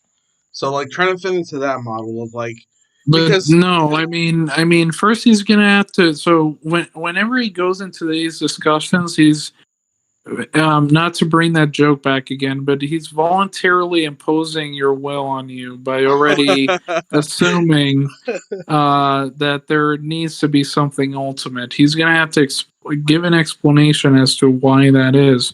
Why can't these? Why can't the universals, like the laws of logic, be universal in an epistemic sense? And they are not instantiated by anything that's ontologically ultimate. Because in my view, I think like they're they're viewing it like a black and white, right? They either assume Platonism, right,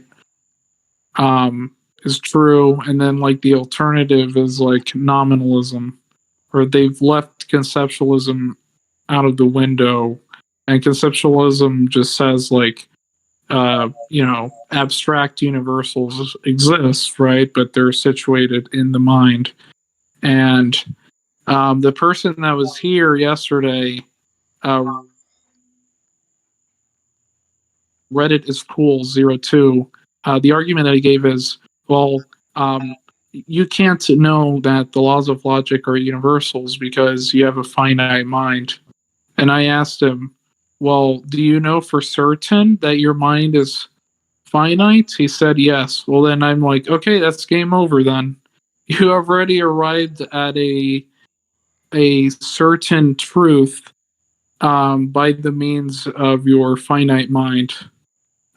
So yeah, and he walked out afterwards. But it just takes a level of introspection with these people, because a lot of their views on metaphysics, when they try to make when they try to bridge the gap between metaphysics and epistemology, they tend to overlook conceptualism. I've noticed.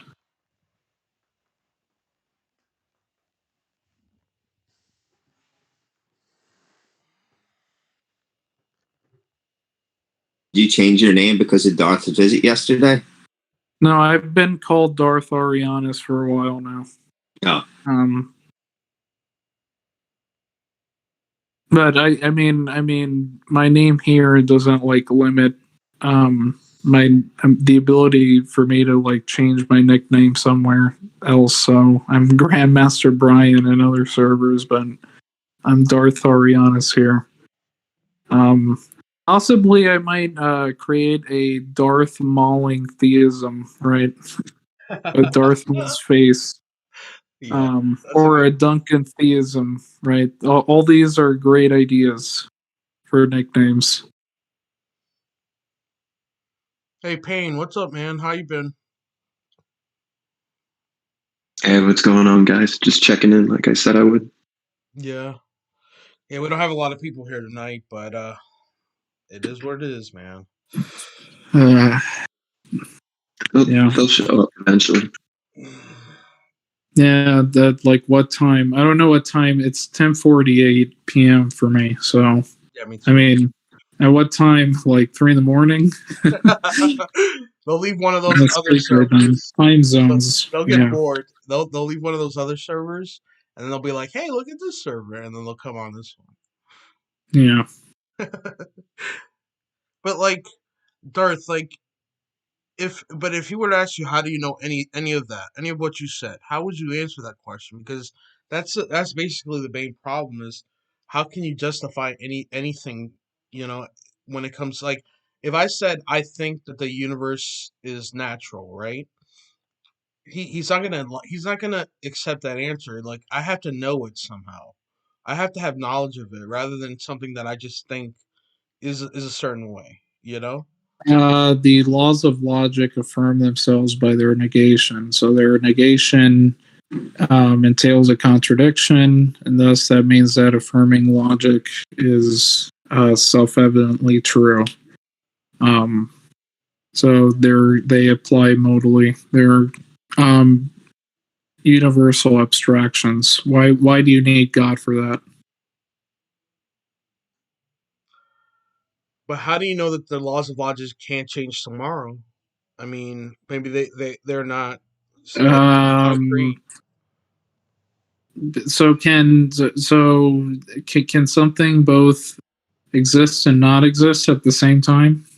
Not right now, but who knows if that could change? I mean, What do you mean? Who knows who that can change? So even if you were to make a knowledge claim that it could, right? then you're obeying. You're still being bound by the law of non-contradiction.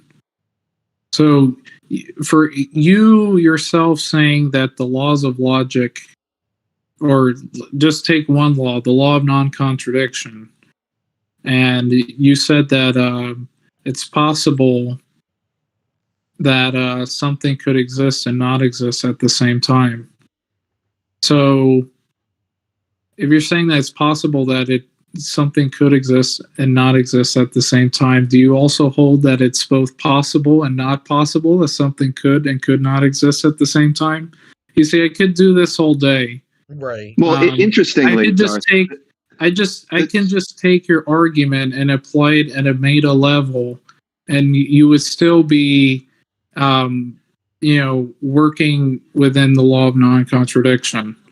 if I could say something to that specifically, Darth, this was the subject of a conversation that I think Alex Malpass and your namesake Darth Dawkins were having, or it may have been Matt Slick, one of the two of them. But I mean, we need to remind ourselves that the laws of logic they're not normative. They're merely descriptive. They're descriptions of how we have observed the universe to be, and it is theoretically possible. Let's take your example that the law of non-contradiction, there's some corner of the universe where something can simultaneously be and not be at the same time. If that ends up being true, I mean, hypothetically, it's possible. All it would mean is that the descriptive law of non-contradiction is no longer true.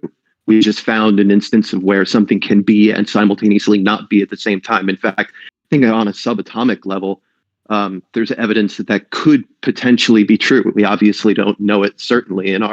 We still feel that in our local presentation of physics and the universe, the law of non-contradiction stands. But it's not impossible that there's a corner, microscopic, subatomic, Quarkian dimension of the universe where something could be and not be simultaneously. And all it would mean is that we found an exception to this thing that we described as a normative or descriptive rule. And it's just a little funky. So what you're saying is the law of non-contradiction wouldn't apply to this realm that you're describing here. Okay. Yeah. But the thing is that up to now, such a realm is inaccessible to us. So we just grant that the laws of logic are universal. Universally descriptive. Universally descriptive. Yeah, I'm on board that they're descriptive. There's nothing normative about saying that things cannot possibly be contradictory. So I don't. So people like Mr. Batman like to say, well, if the laws of logic were only descriptive, then you could do whatever your little heart wants you to do. But that still isn't the case. Like, the descriptive laws are still intact when you're trying to, explain how things function in reality. And even if you were to make a truth claim, that's still a description about something in reality. So even if you were to say that the laws of logic are somewhat prescriptive, that's still a descriptive claim on a meta level. Do you see what I'm saying? That's true. Yeah. So then in that sense, on a meta level, you would have to substantiate even more so why the laws of logic are somewhat prescriptive. And I personally think he's not going to go anywhere with that. And I'm completely on board that they're completely descriptive. There's nothing normative to the laws of logic. I have a related question to that. I'm not sure if it might not be similar to a tree falling and no one is around. Does it make a sound? But I would tend to think that the laws of logic would not exist before life existed and won't exist again after life is gone.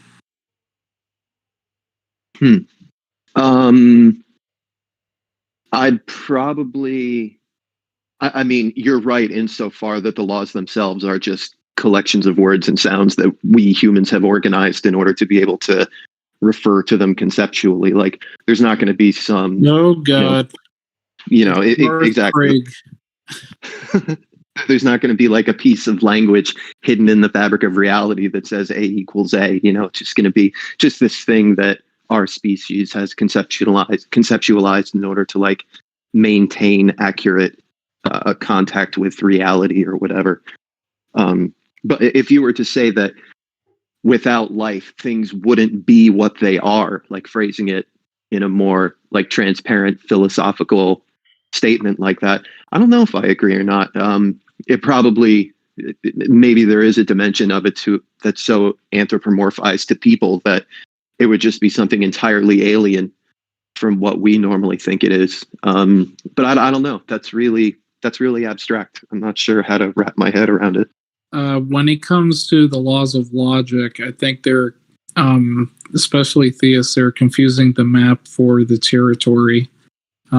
So, it like you said, Payne, they're just a set of abstractions used in order to articulate and conceptualize how reality works, right?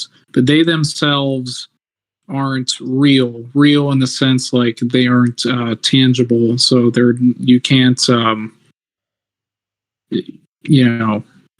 touch, feel, taste, or smell logic, but they're still a set of abstract concepts used to describe what's real, but they're not actually real in the sense that I just described earlier.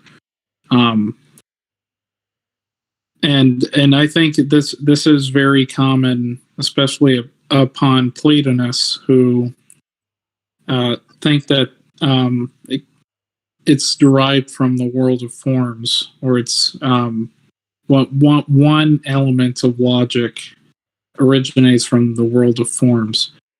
But here's the thing, though: if the laws of logic are eternal and immutable in the sense like they don't change over time, then why is it even sensical to ask its origin?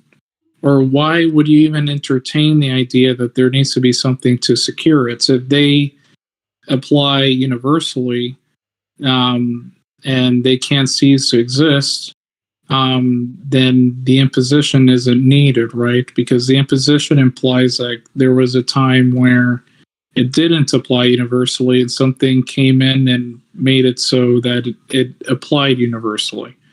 Right. So if the laws of logic are eternal, then basically anything that's eternal doesn't need a precondition by definition. Exactly. So there's no need for a God, even if you want to take the position that the laws of logic are universal and eternal. But Darth, do you think that the laws of logic existed before life and will exist after life, counting aliens?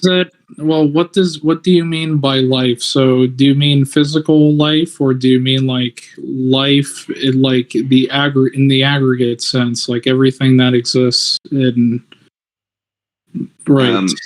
It could be humans or aliens or anything that could conceive of the laws of logic. Would have to mentally be able to understand them, and it would have to be, I think, at least it would have to be relevant. I'm not sure that the laws of logic would exist, period, but certainly if there was no being intelligently enough to understand them, so no, the laws of logic cannot precede life, because the laws of logic are contained within the set of things that exist. And if it would precede life or precede existence, then that means that it came before existence. But in that case, it's nothing. So in that sense, you have an absurdity there. So no, they didn't precede existence. They are a part of existence. And so they're not eternal then, right? Because you're referring to the laws of logic as eternal. No, because something that's eternal can still be contained within the set called existence. It's just it has a form of existence which lasts forever. Something that there can't be anything that precedes existence. What does that even mean? The anything already implies that it exists. You know, and you're saying preceding life. So when I hear life, I take it that you mean not just our existence, like everything. And so in that case, no, the laws of logic cannot precede existence. Yeah, any intelligent life, but things existed before life. Before life? It might help to it might help to conceptualize it like this. Like, say there was nothing.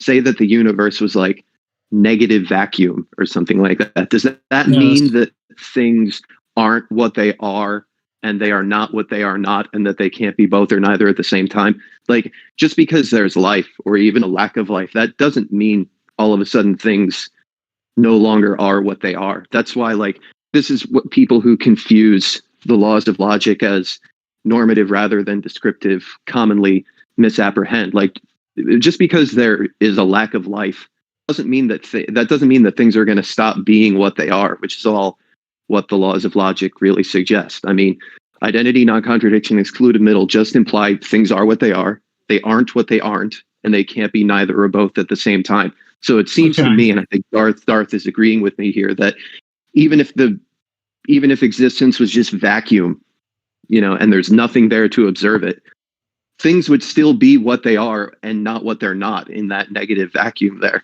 Would there be anybody there to perceive it or conceptualize it?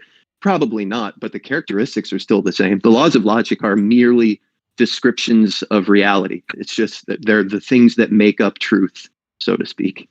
So now are you saying the laws of logic do exist before life or no? It's not that they exist or they don't exist. Reality is subject to the laws. They are the things that make up existence. They're characteristics of existence. Okay, I thought it was a little bit different than, you know, a tree falling and no one hears it. Does it make a sound? Because I think it does. But in this case, I didn't think that the laws of logic existed before life, and counting aliens and everything, or afterlife. Anyone would have to conceive of them and make them up like we did for them to exist. But that's to mistake the laws themselves as normative rather than descriptive. That's to think that, like, A equals A is like written into the fabric of reality. It's reality is constructed of the law itself. Okay, and I would actually probably agree with you that if a tree falls in the forest and no one is there to hear it, sure, sound waves are still moving through, you know, the space. You know, just because there's no one hearing it doesn't mean that sound waves didn't move through space-time there, or however you want to describe it. Yeah, sure, I'd agree. But the laws of logic are still conceptually, I was about to say existent, but no, they're still true. They're immutable. So that's a good word to use for them. They're immutable. They're transcendent. They're A equals A does not equal not A, and it can't be both or neither at the same time. It's just a truism about the state of existence, to the best of our knowledge, anyway. Okay, thank you.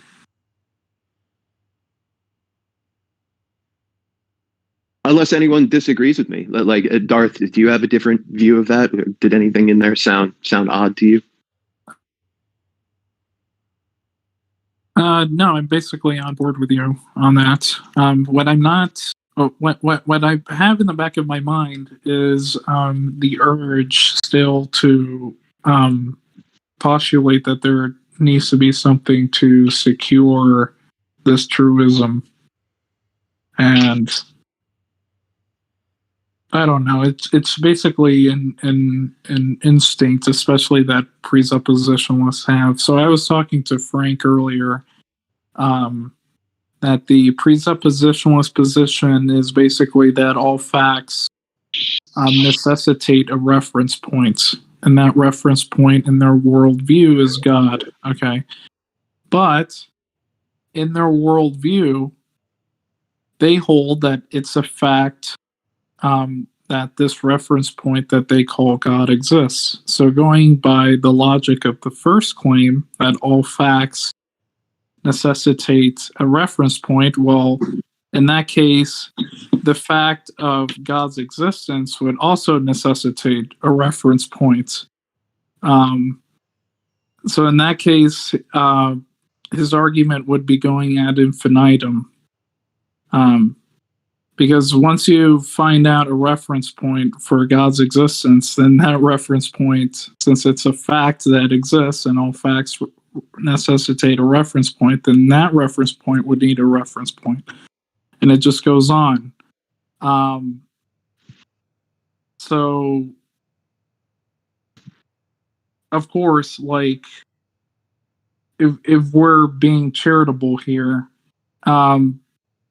maybe that's not the way he actually intends to articulate it, but when he was here the other day, he said it, and, you know, it just went through my mind saying, well, if you were to apply the logic of that claim, then since you hold that it's a fact that God exists and that all facts require a reference point, well, then the fact that God exists would also require a reference point since it's contained within the set of all facts. So, funnily enough, like, he's just set his whole argument ad infinitum. But you know how people fall into these things? Because people don't do a meta analysis of their positions sometimes, and that's what traps them. So they don't apply the same logic to the claim itself. He wants to apply that to any other worldview, but he doesn't apply the same logic to his worldview. And I think that's where the way he tries to argue for his presuppositionalism collapses, especially when he tries to argue in the way that I was articulating. Yeah, it reminded me of Darth and his sycophant's application of this term and the popularization of this term, quote, virtuous circularity. Where at one point people would point out the circular nature of, you know, a premise in their argument or something. And at some point they just bit the bullet and said, aha, yes, but it's virtuously circular rather than viciously circular. They took the circularity and attempted to make it like a defining characteristic of the argument by saying, oh, but since God is referenced in the circular argument, it's justified. It's no longer vicious. It's virtuous, which always struck me as fucking hysterical. Like someone conceding that it's a fallacy, but saying, oh, but it's a good fallacy. Like, give me a break. It's just, and they're ascribing normative terms to fallacies is the dumbest thing I've heard. Yeah. Yeah. It's like saying virtuous ad hominem. Like, what the fuck? Or virtuous generalization fallacy, or virtuous black swan. I mean, literally, give me a break. Yeah, exactly. But I think it just comes to, like, they're not self-aware enough in order to, understand where they're in the wrong. I mean, you could just apply this same kind of bullshit excuse to any other fallacy. But yet, if an atheist were to make that fallacy, they wouldn't say they're exhibiting a virtuous form of it, right? So, right. Hypocrisy, you gotta love it. Frank, are you there? Yeah, I'm here. I was gone for a minute, but I'm here. I think I'm about to close it out. Since it seems like everyone is. I mean, unless you guys want to keep talking, but um, You sound like you're tired, Frank. I can find another server, but if you're going to keep doing this every few nights, I'll try to stop in and earlier. Yeah, I'll definitely be here. yeah. Yeah. All right, guys. Let me close it out. All right, guys. Nice. Talk to you seeing later. guys again. All right, bye. Thanks. Bye bye.